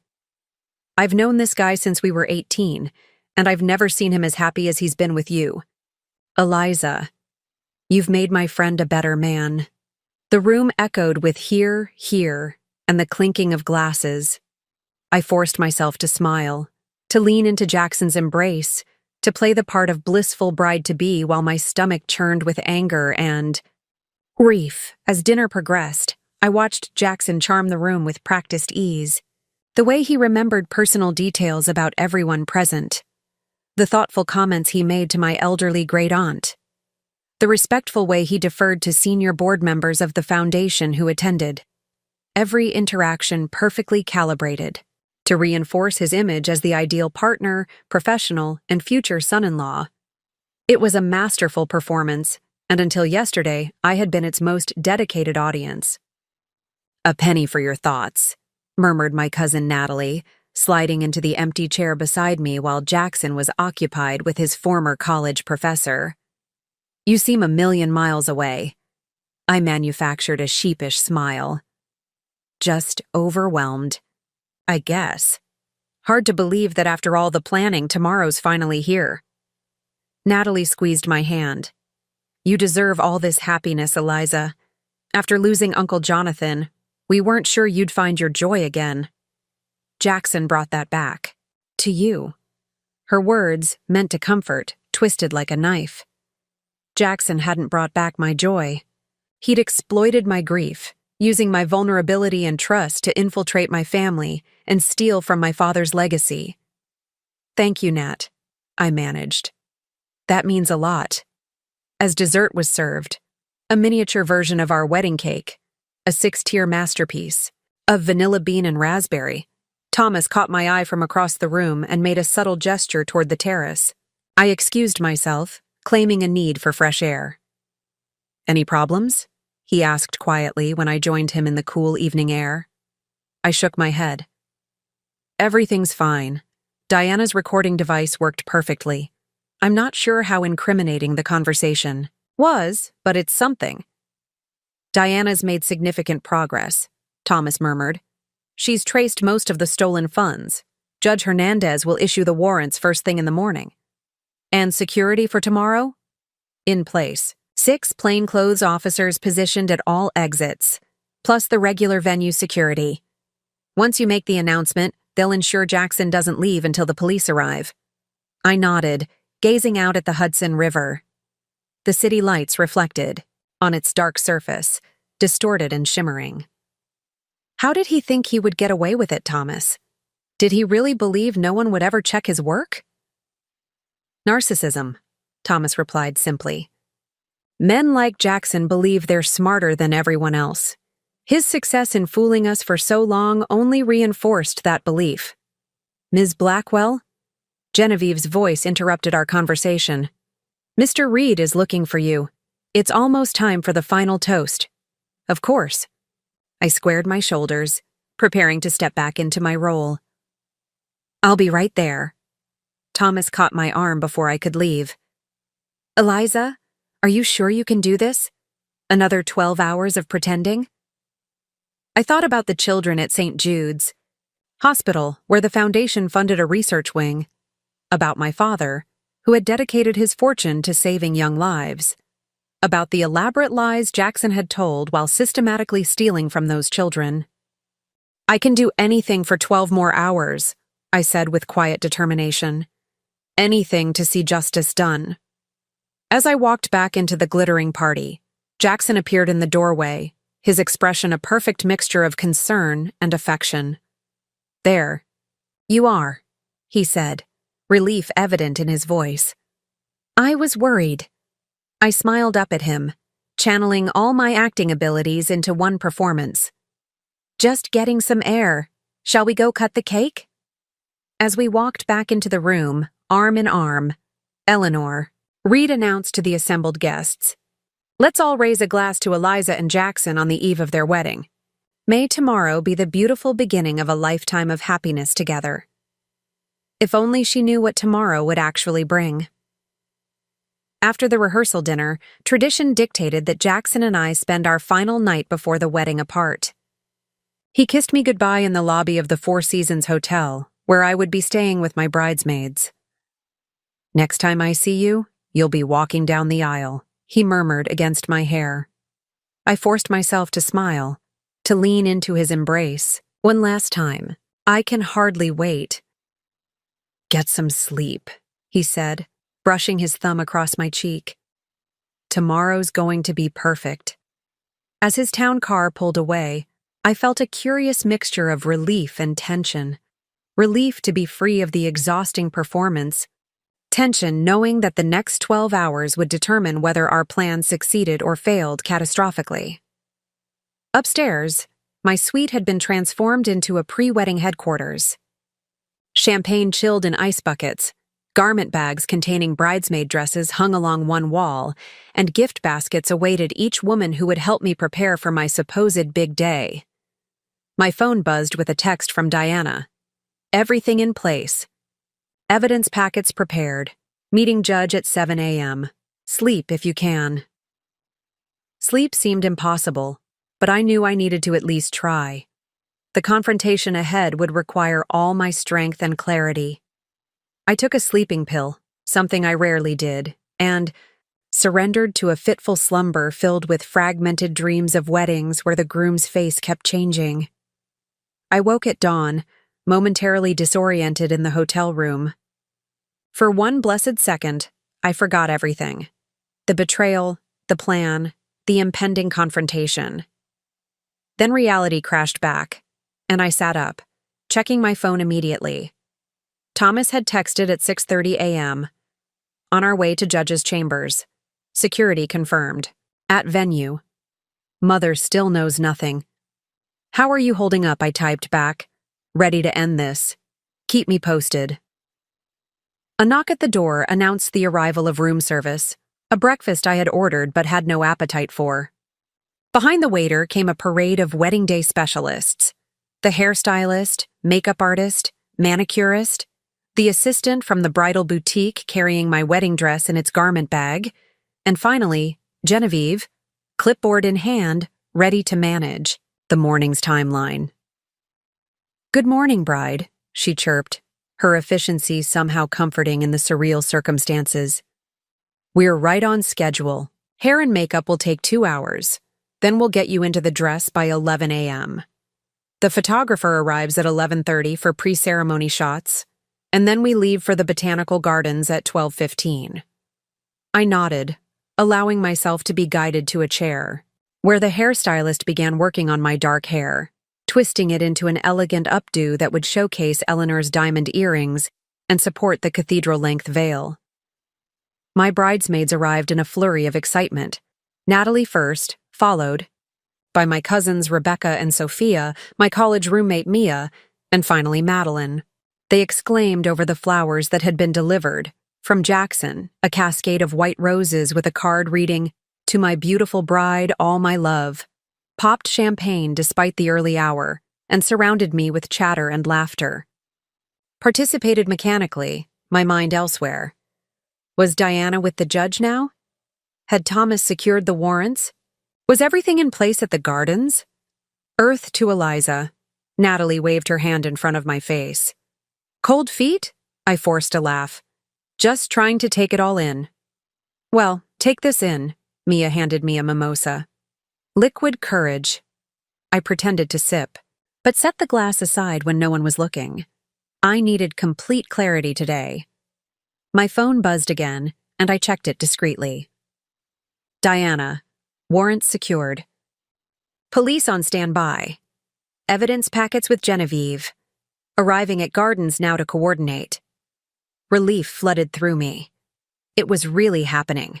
The machinery of justice was in motion, unstoppable now. "Who keeps texting you?" Madeline asked, curious, but not suspicious. "Please tell me my brother isn't sending you wedding day spoilers," I managed to smile. "Just Thomas checking on final details." The morning advanced with relentless momentum. My makeup was applied with artistic precision, subtle enough to look natural in person, but defined enough to photograph beautifully. My nails were painted a pale pink. The something blue garter was slipped into the dress bag. At 10:45, my phone buzzed one final time. "Thomas, everything in place. Mother has been discreetly informed to prepare herself. Diana and Marcus at venue with evidence, security positioned. When you're ready, just give the signal we discussed." I stared at the message, a sudden wave of doubt washing over me. Was I really going to do this? Publicly humiliate not just Jackson, but myself? Create a spectacle that would dominate social media and gossip columns for weeks? Hurt innocent people like Madeline and Eleanor in the process? Then I remembered the children's wing at Memorial Hospital, funded by the foundation, where young cancer patients fought for their lives. I thought of my father's face the day we opened that wing, his pride and sense of purpose despite his own failing health. I recalled Jackson's cold voice on the phone. "The old lady is completely clueless. Eliza? She's the easiest mark of all. I." Resolve hardened once more. This wasn't about public humiliation or revenge. It was about justice, about protecting my father's legacy and the children who depended on the foundation's work. "It's time for the dress," Genevieve announced, checking her watch with precision. The assistant from Elaine's bridal unzipped the garment bag, revealing the Marchesa gown in all its glory, a masterpiece of French lace, crystal beading, and architectural simplicity. The bridesmaids gasped appropriately. "It's even more beautiful than I remembered," Natalie breathed. With practiced efficiency, they helped me into the gown, careful of my hair and makeup. The dress fit perfectly, as it should after 7 fittings. As I stood before the full-length mirror, Madeline carefully secured the cathedral veil to my updo, and Natalie fastened Eleanor's diamond earrings to my ears. "You look—" Madeline's voice caught, her eyes filling with tears. "My brother is the luckiest man alive." The irony of her statement wasn't lost on me. By this afternoon, Madeline would be facing a very different reality about her brother. "Are you ready for this?" Natalie asked, adjusting my veil one last time. "More ready than you know," I replied, and it was perhaps the first honest thing I'd said all morning. A knock at the door announced the arrival of the photographer, right on schedule. "The bride is ready," Genevieve called out, as camera shutters began clicking, capturing images of what the photographer assumed was a joyful bride preparing to meet her beloved. I met my own eyes in the mirror. The woman who looked back wasn't the trusting, naive Eliza Blackwell who had fallen for Jackson Reed's elaborate con. She was someone stronger, someone who had faced betrayal and chosen truth over comfortable lies. Someone who would protect what mattered, no matter the personal cost. "The cars are here," Genevieve announced, consulting her watch once more. "It's time to go to the gardens." I took a deep breath, gathering the skirts of my wedding gown. "I'm ready." The botanical gardens looked like something from a fairy tale. 500 white chairs arranged in perfect rows beneath the soaring glass ceiling of the conservatory. An altar adorned with cascading white orchids and greenery. Crystal chandeliers hung from the wrought iron framework, ready to catch the afternoon sunlight and scatter it like diamonds across the assembled guests. From the bridal suite, a renovated Victorian parlor at the edge of the rose garden, I could see guests beginning to arrive. Women in spring pastels and elaborate hats, men in morning suits, all exclaiming over the beauty of the venue. The string quartet had begun playing, the delicate notes of Pachelbel's canon drifting through the grounds. In precisely 42 minutes, I was scheduled to walk down the petal-strewn aisle to meet Jackson at the altar. Only I wouldn't be walking to join him. I would be walking to destroy him. The groom has arrived, Genevieve announced, returning from her circuit of the grounds. He's with the groomsmen in the elm room. I nodded, my heart racing. Everything was accelerating now. Events in motion that couldn't be stopped. Genevieve, I said quietly, may I speak with you privately for a moment? She followed me to a corner of the suite, professional curiosity in her eyes. There's been a change of plans, I said, my voice steady despite my thundering pulse. The wedding will not proceed as expected. To her credit, Genevieve's expression remained absolutely neutral. I see. How would you like to handle this, Ms. Blackwell? I've been informed that Jackson has been embezzling from my family's foundation, I explained, keeping my voice low so the bridesmaids couldn't hear. The authorities have been notified, but I intend to confront him during the ceremony. Her eyes widened slightly, the only indication of her surprise. I understand. How can I assist you? Diana Winters has provided packets of evidence. I need them distributed to key people at my signal. I handed her a list of names. Board members, press, family representatives. Can you handle this discreetly? Genevieve took the list, her professionalism never wavering. Consider it done. And the timing? When the minister asks if anyone has any reason why we shouldn't be married, I said, the irony not lost on either of us. That's when I'll speak. She nodded once, decisive. I'll coordinate with security. Is there anything else you need? Just one thing, I said. Make sure my mother is seated next to Thomas. He'll support her through this. Of course. Genevieve squeezed my hand briefly, the only personal gesture she allowed herself. Ms. Blackwell, I've coordinated over 300 weddings in my career. This is the bravest thing I've ever seen a bride do.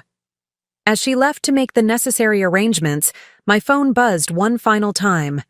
Diana, in position, security placed. Evidence ready. Are you certain? I typed back a single word. Yes. The next 30 minutes passed in a blur of final preparations. Natalie helped adjust my veil. Madeline handed me the bouquet of white roses and lily of the valley. The photographer captured these supposed last moments of my single life. It's time to line up, Genevieve announced, returning to the suite. Groomsmen and bridesmaids are in position. Mr. Blackwell is waiting to escort you. Thomas stood in the hallway, resplendent in his morning suit, his expression a careful mask of brotherly pride. Only I could see the tension in his jaw, the worry in his eyes. You don't have to do this, he murmured as he took my arm. We could still cancel, handle it privately. I shook my head slightly. We're past that point. This needs to happen. I managed a small smile. Besides, I didn't get into this dress for nothing. We watched as the bridesmaids processed down the aisle one by one, each on the arm of a groomsman. Madeline was last, escorted by Cameron. Then the music changed to the traditional wedding march, and the assembled guests rose to their feet, turning expectantly toward the entrance. Ready? Thomas asked softly. I took a deep breath. Ready? We stepped into the conservatory, and for a moment, the sheer beauty of the scene nearly overwhelmed me. Sunlight streamed through the glass ceiling, catching in my veil. The faces of friends and family turned toward me with expressions of joy and affection. At the altar, framed by cascading orchids, stood Jackson, breathtakingly handsome in his tuxedo, his face lighting up at the sight of me. For one fleeting moment, I allowed myself to imagine an alternate reality where this was real, where Jackson truly loved me, where our life together would be built on truth instead of lies, where I would walk these final steps toward happiness rather than confrontation. Then, I remembered the truth, and my resolve hardened once more. The journey down the aisle seemed both endless and too brief. With each step, I noted key players in their positions, Diana standing discreetly near a side exit, Genevieve's assistants positioned strategically throughout the room with the evidence packets, security personnel stationed at each doorway.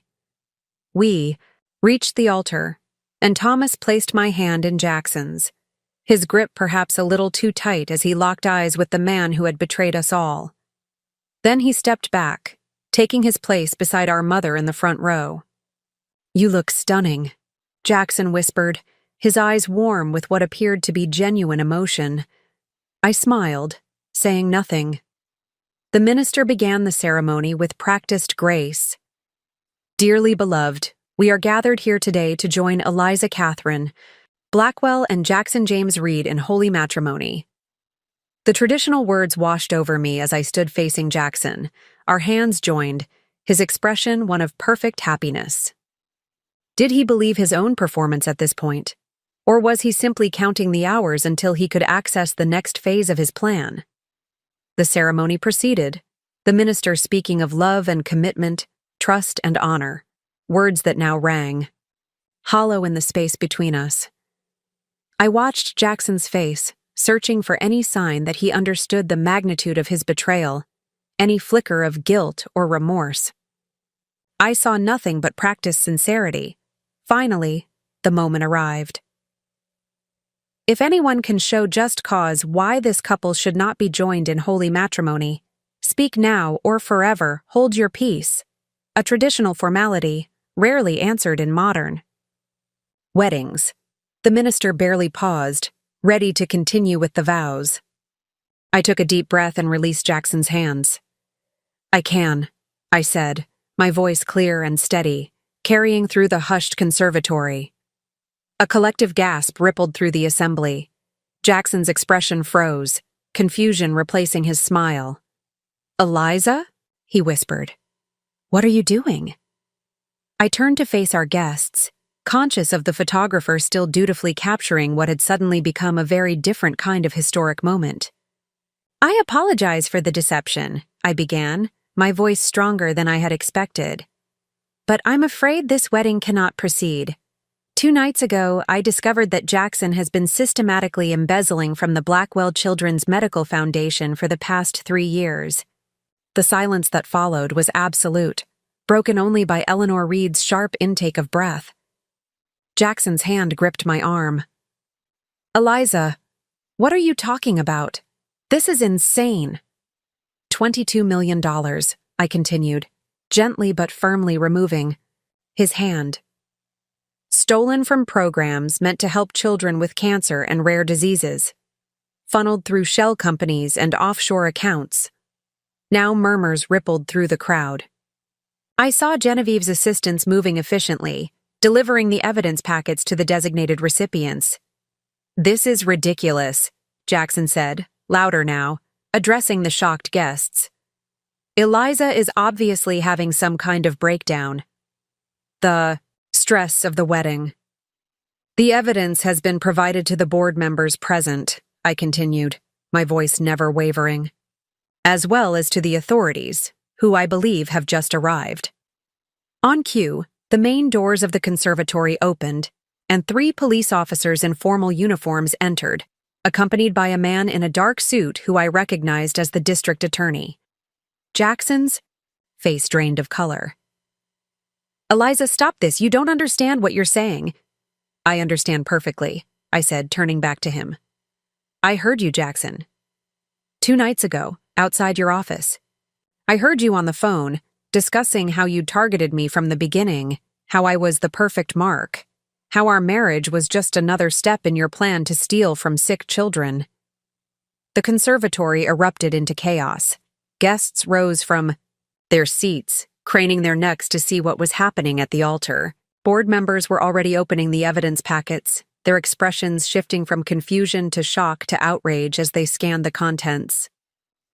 Jackson's face had gone from pale to ashen, his eyes darting between my face, the approaching officers, and the exits where security personnel now stood at attention. "This is a misunderstanding," he said, his voice no longer intimate but projected to reach the crowd. "Eliza is confused about standard financial practices. I can explain everything." Thomas stepped forward from the front row.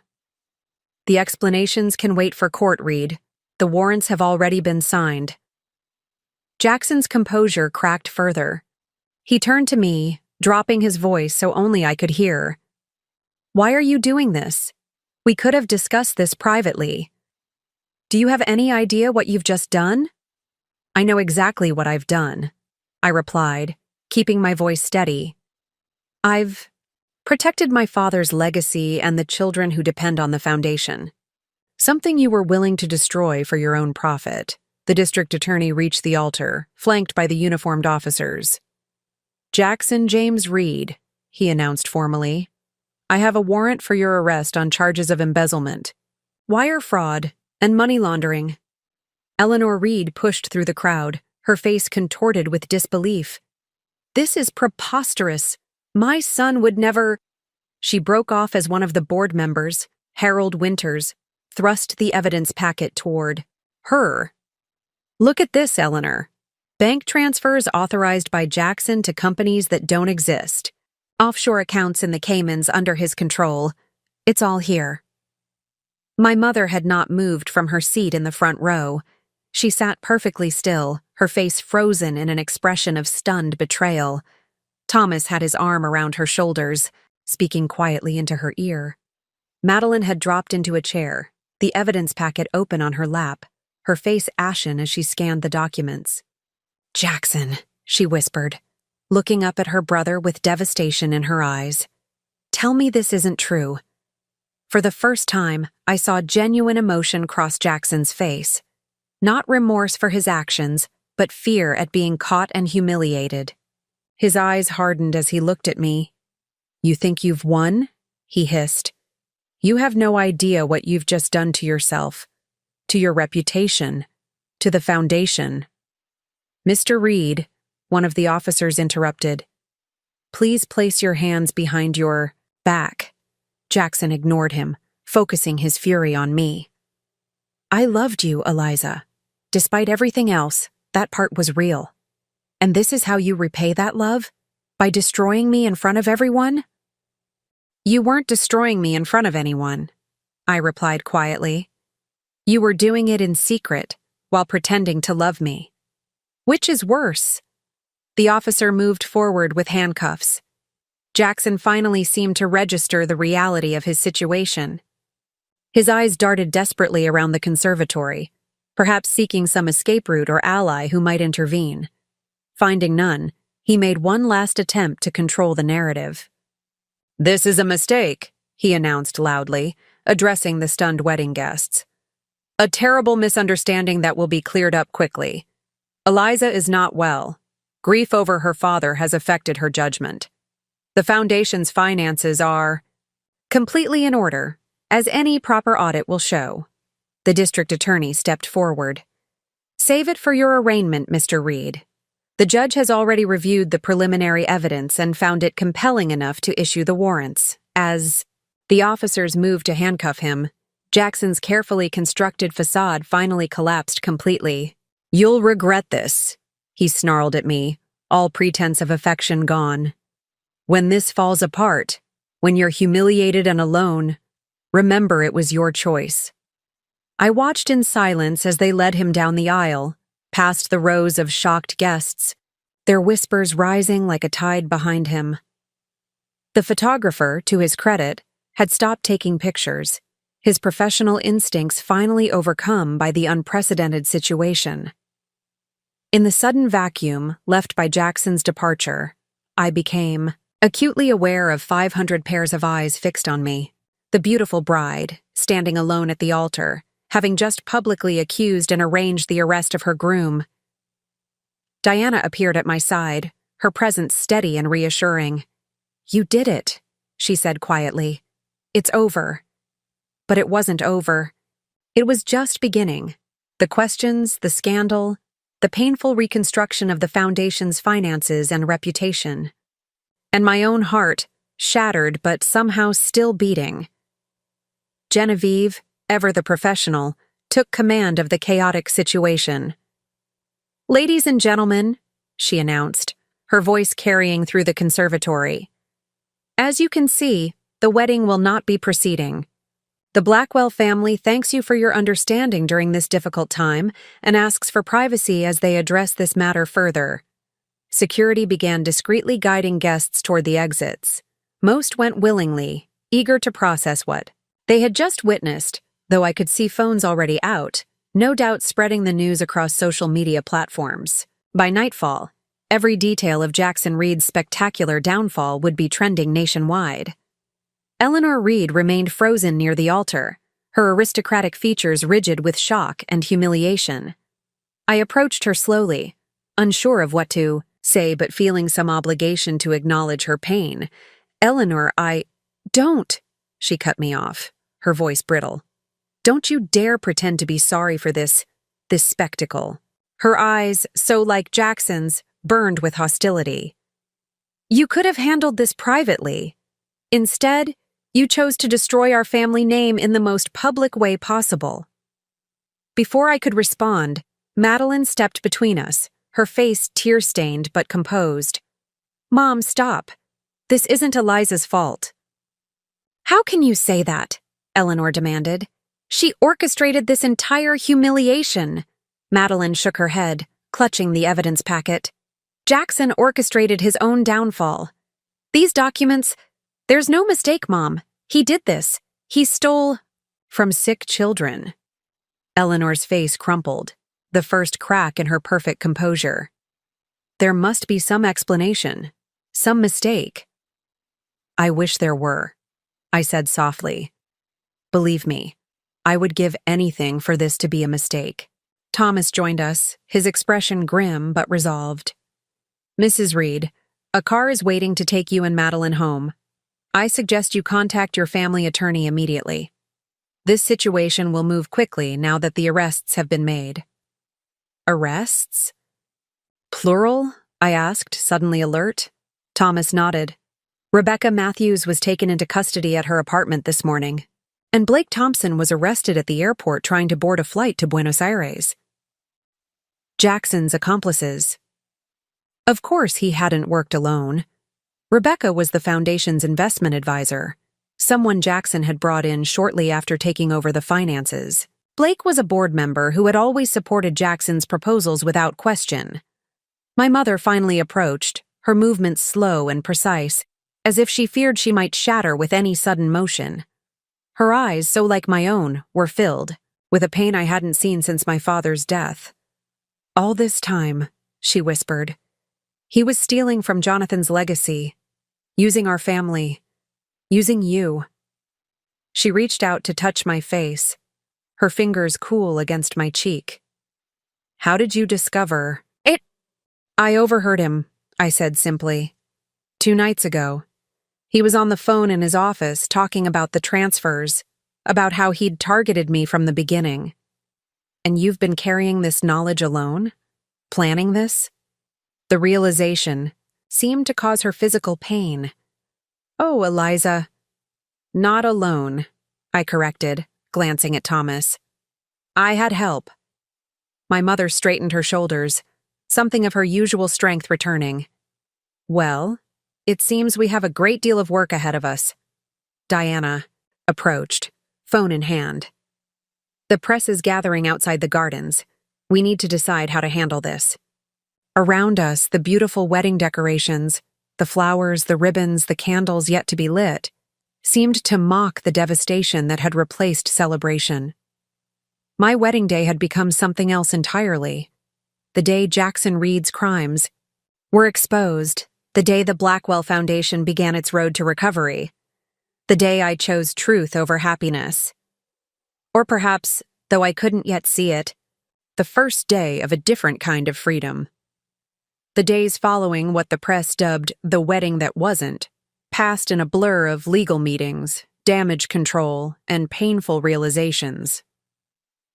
The botanical gardens, once decorated for celebration, had been dismantled with quiet efficiency. The 5-tier wedding cake, never cut, was donated to a homeless shelter. The gifts were returned with carefully worded notes of explanation and apology.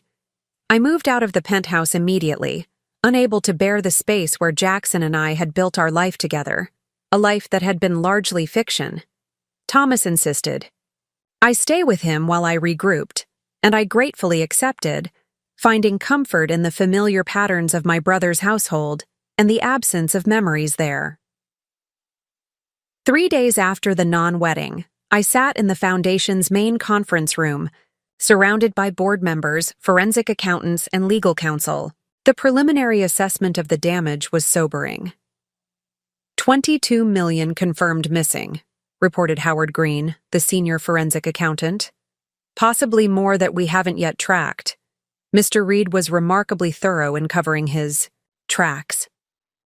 What's the recovery outlook? I asked, forcing myself to focus on practical matters rather than the emotional devastation still threatening to overwhelm me.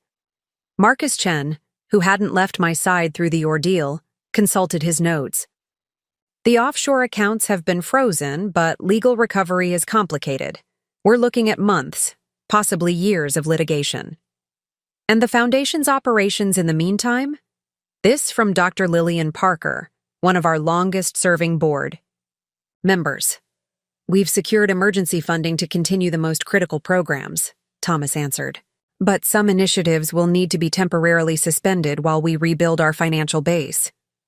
I thought of the children whose treatments might be delayed, whose research grants might be paused, whose families had counted on our support. The weight of it pressed on my chest like a physical burden. What about public perception? Asked Harold Winters, voicing the concern everyone shared but few had articulated. How much damage has this done to donor confidence? The PR consultant, a sharp-eyed woman named Vanessa Roberts, addressed this directly. The situation is delicate but not irredeemable. Ms. Blackwell's decisive action actually works in the Foundation's favor. She discovered the fraud and immediately exposed it, prioritizing the organization's mission over personal considerations. That resonates with people. The press has been surprisingly sympathetic, added Marcus. The jilted bride exposes corrupt groom narrative has captured public imagination in a way that's actually generating increased awareness of the Foundation's work. It was true. In the 72 hours since the aborted wedding, donations had actually increased. Small amounts from thousands of ordinary people touched by the story of betrayal and resilience. Notes accompanied many of these donations. Stay strong. You did the right thing. My daughter benefited from your research program. We stand with you. The meeting continued for hours as we mapped out a recovery plan. A new financial oversight committee. External auditors with specialized nonprofit experience. A restructured board with more diverse expertise. Each decision felt like placing a brick in the foundation of something new, rising from the ashes of what had been destroyed. As the boardroom emptied, Thomas lingered, studying my face with brotherly concern. You're holding up better than anyone could expect, he observed. But you don't have to be strong all the time, Eliza. Not with me. I offered a tired smile. I'm not being strong. I'm just functioning. There's too much at stake to fall apart right now. And later? Later. I sighed, finally allowing some of the exhaustion to show. Later I'll figure out how to rebuild my personal life. But the Foundation comes first. That's what Dad would have wanted. That evening, alone in the guest room at Thomas's brownstone, I finally allowed myself to fully confront the personal wreckage Jackson had left behind.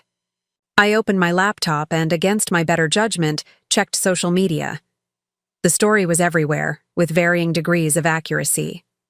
Blackwell heiress exposes fiancé's massive fraud scheme at altar. Wedding day revenge, how Eliza Blackwell turned the tables on her corrupt groom. Jilted justice, inside the wedding that became an arrest. Photos from the rehearsal dinner circulated alongside courthouse shots of Jackson being led away in handcuffs, his face a mask of rage and humiliation. The contrast was jarring. The handsome, smiling man who had seemed to adore me, transformed overnight into a cornered criminal. More painful were the messages flooding my private accounts. Old friends expressing shock and sympathy, distant acquaintances, offering support they never would have extended otherwise. strangers claiming some connection or insight into my situation. I closed the laptop, unable to bear more. Then, for the first time since discovering Jackson's betrayal, I allowed myself to truly break down. The sobs came from somewhere deep and primal, racking my body as I finally mourned. Not just for the relationship I had lost, but for the future I had imagined, the memories now tainted, the trust that had been shattered. I cried until there were no tears left, until exhaustion claimed me and I fell into dreamless sleep, still wearing my clothes from the board meeting. Morning came with unexpected clarity. As sunlight filtered through the unfamiliar curtains of Thomas's guest room, I felt something I hadn't expected, a peculiar lightness, as if the night's breakdown had cleared space for something new to emerge. My phone buzzed with a text from Diana. Meeting with prosecutors at 10. They have questions about timeline. Also, Eleanor Reed has requested to see you. Eleanor's request surprised me. I hadn't heard from Jackson's mother since the wedding day confrontation. What could she possibly want now? I met with the prosecutors first, reviewing my statement about discovering Jackson's scheme.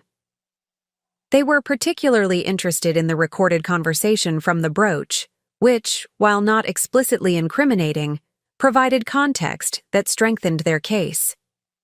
Mr. Reed has hired Skylar Williams as his defense attorney, the assistant district attorney informed me.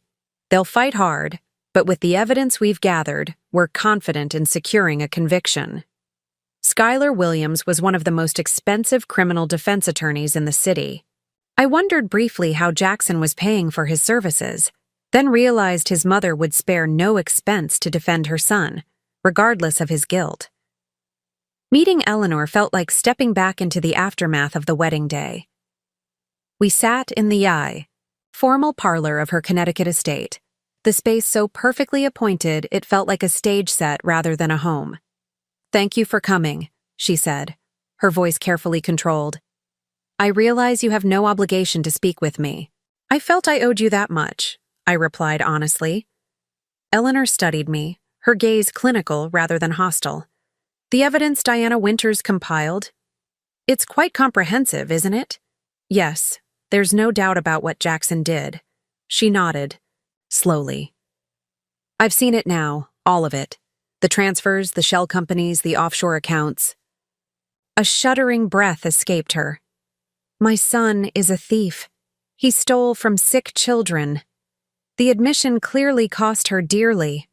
Whatever else Eleanor Reed might be, she was a woman who valued her family's reputation above almost everything. "I wanted you to know," she continued, her composure remarkably intact, "that I am personally establishing a restitution fund, $25 million to replace what Jackson took with interest. It won't undo the damage to the foundation's reputation, but it will ensure the programs continue." The gesture shocked me. "Eleanor, you don't have to—" "Yes, I do." Her spine straightened. "The Reed name has stood for something in this city for generations. I won't allow my son's actions to destroy that legacy entirely." She met my eyes, directly. "And I owe it to you, Eliza. For what my son did to you, for what my family did to yours." In that moment, I saw something unexpected in Eleanor Reed. Not just the society matriarch protecting her family name, but a woman grappling with profound disillusionment about her own child. We were, in some strange way, fellow survivors of Jackson's deception. 6 months after what should have been my wedding day, I stood at the podium in the newly renovated children's wing of Memorial Hospital. Camera flashes punctuated my speech as I officially reopened the facility, now named in honor of my father, the Jonathan Blackwell Pediatric Research Center. Today marks not just the reopening of a medical facility, I told the assembled crowd of donors, medical staff, and families, but a recommitment to the mission my father established, that no child should be denied hope because of financial limitations. The past half year had been a journey of reconstruction, both for the foundation and for me personally. Jackson's trial had concluded swiftly, the evidence against him so overwhelming that even Skylar Williams's legendary courtroom skills couldn't create reasonable doubt. He was sentenced to 15 years in federal prison for fraud, embezzlement, and money laundering. Rebecca Matthews, his primary accomplice, had accepted a plea deal in exchange for testimony, receiving a 5-year sentence. Blake Thompson was serving 7 years. The stolen funds had been largely recovered, thanks to the frozen offshore accounts and Eleanor Reed's substantial restitution payment. Through the darkest moments, I continued, this community showed us what resilience truly means. The donations that poured in from around the country, the volunteers who stepped forward, the board members who worked tirelessly to rebuild our programs. You reminded us that one person's actions cannot destroy a mission built on compassion and hope. In the front row sat my mother, elegant as always, though the past months had etched new lines around her eyes. Beside her was Thomas, whose steady presence had been my anchor through the storm. Madeline Reed sat with them. Our friendship had survived her brother's betrayal, evolving into something deeper and more authentic than before.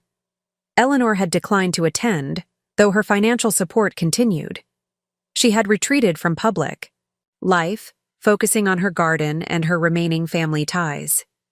We maintained a cordial, if distant, relationship, linked forever by the man who had betrayed us both. Today, we look forward, I concluded, not with naive optimism, but with hard-won wisdom and renewed purpose.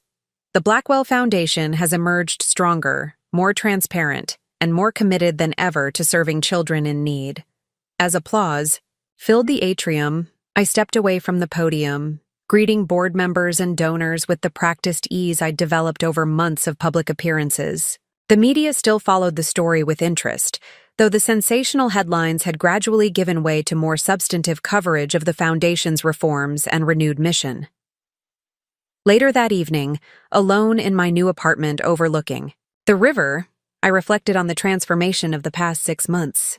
The pain of Jackson's betrayal had not disappeared entirely. Perhaps it never would. But it had evolved into something different. A scar rather than an open wound. A lesson rather than merely a loss. I picked up the framed photograph on my bookshelf. My father on the day the original wing had opened, his face thin from illness but his eyes bright with purpose. "We did it, Dad," I whispered. "We protected your legacy." My phone buzzed with a text from Diana Winters. "You killed it today. The press coverage is excellent. Donations already coming in." Diana had transitioned from private investigator to the Foundation's head of security and compliance, a new position created specifically to prevent any future financial improprieties. Her meticulous attention to detail and unwavering integrity made her perfect for the role. "Thanks for everything," I replied. "I couldn't have done any of this without you." It was true. Diana, Thomas, Marcus, they had been instrumental in not just exposing Jackson's fraud but helping rebuild in its aftermath. Yet somewhere along the way, I had discovered strengths within myself I hadn't known existed. The ability to face public scrutiny without crumbling. The courage to make difficult decisions. The resilience to begin again after devastating loss. The woman who had almost married Jackson Reed, trusting, perhaps naive, defined largely by her family name and father's legacy, no longer existed. In her place stood someone more cautious but also more authentic. Someone who understood that love without truth was merely an illusion, that trust must be earned rather than freely given, that strength sometimes meant choosing the harder path when an easier one was available. My doorbell rang, interrupting my reflections. Thomas stood in the hallway, takeout bags in hand. "Thought you might want company," he said, following me into the kitchen.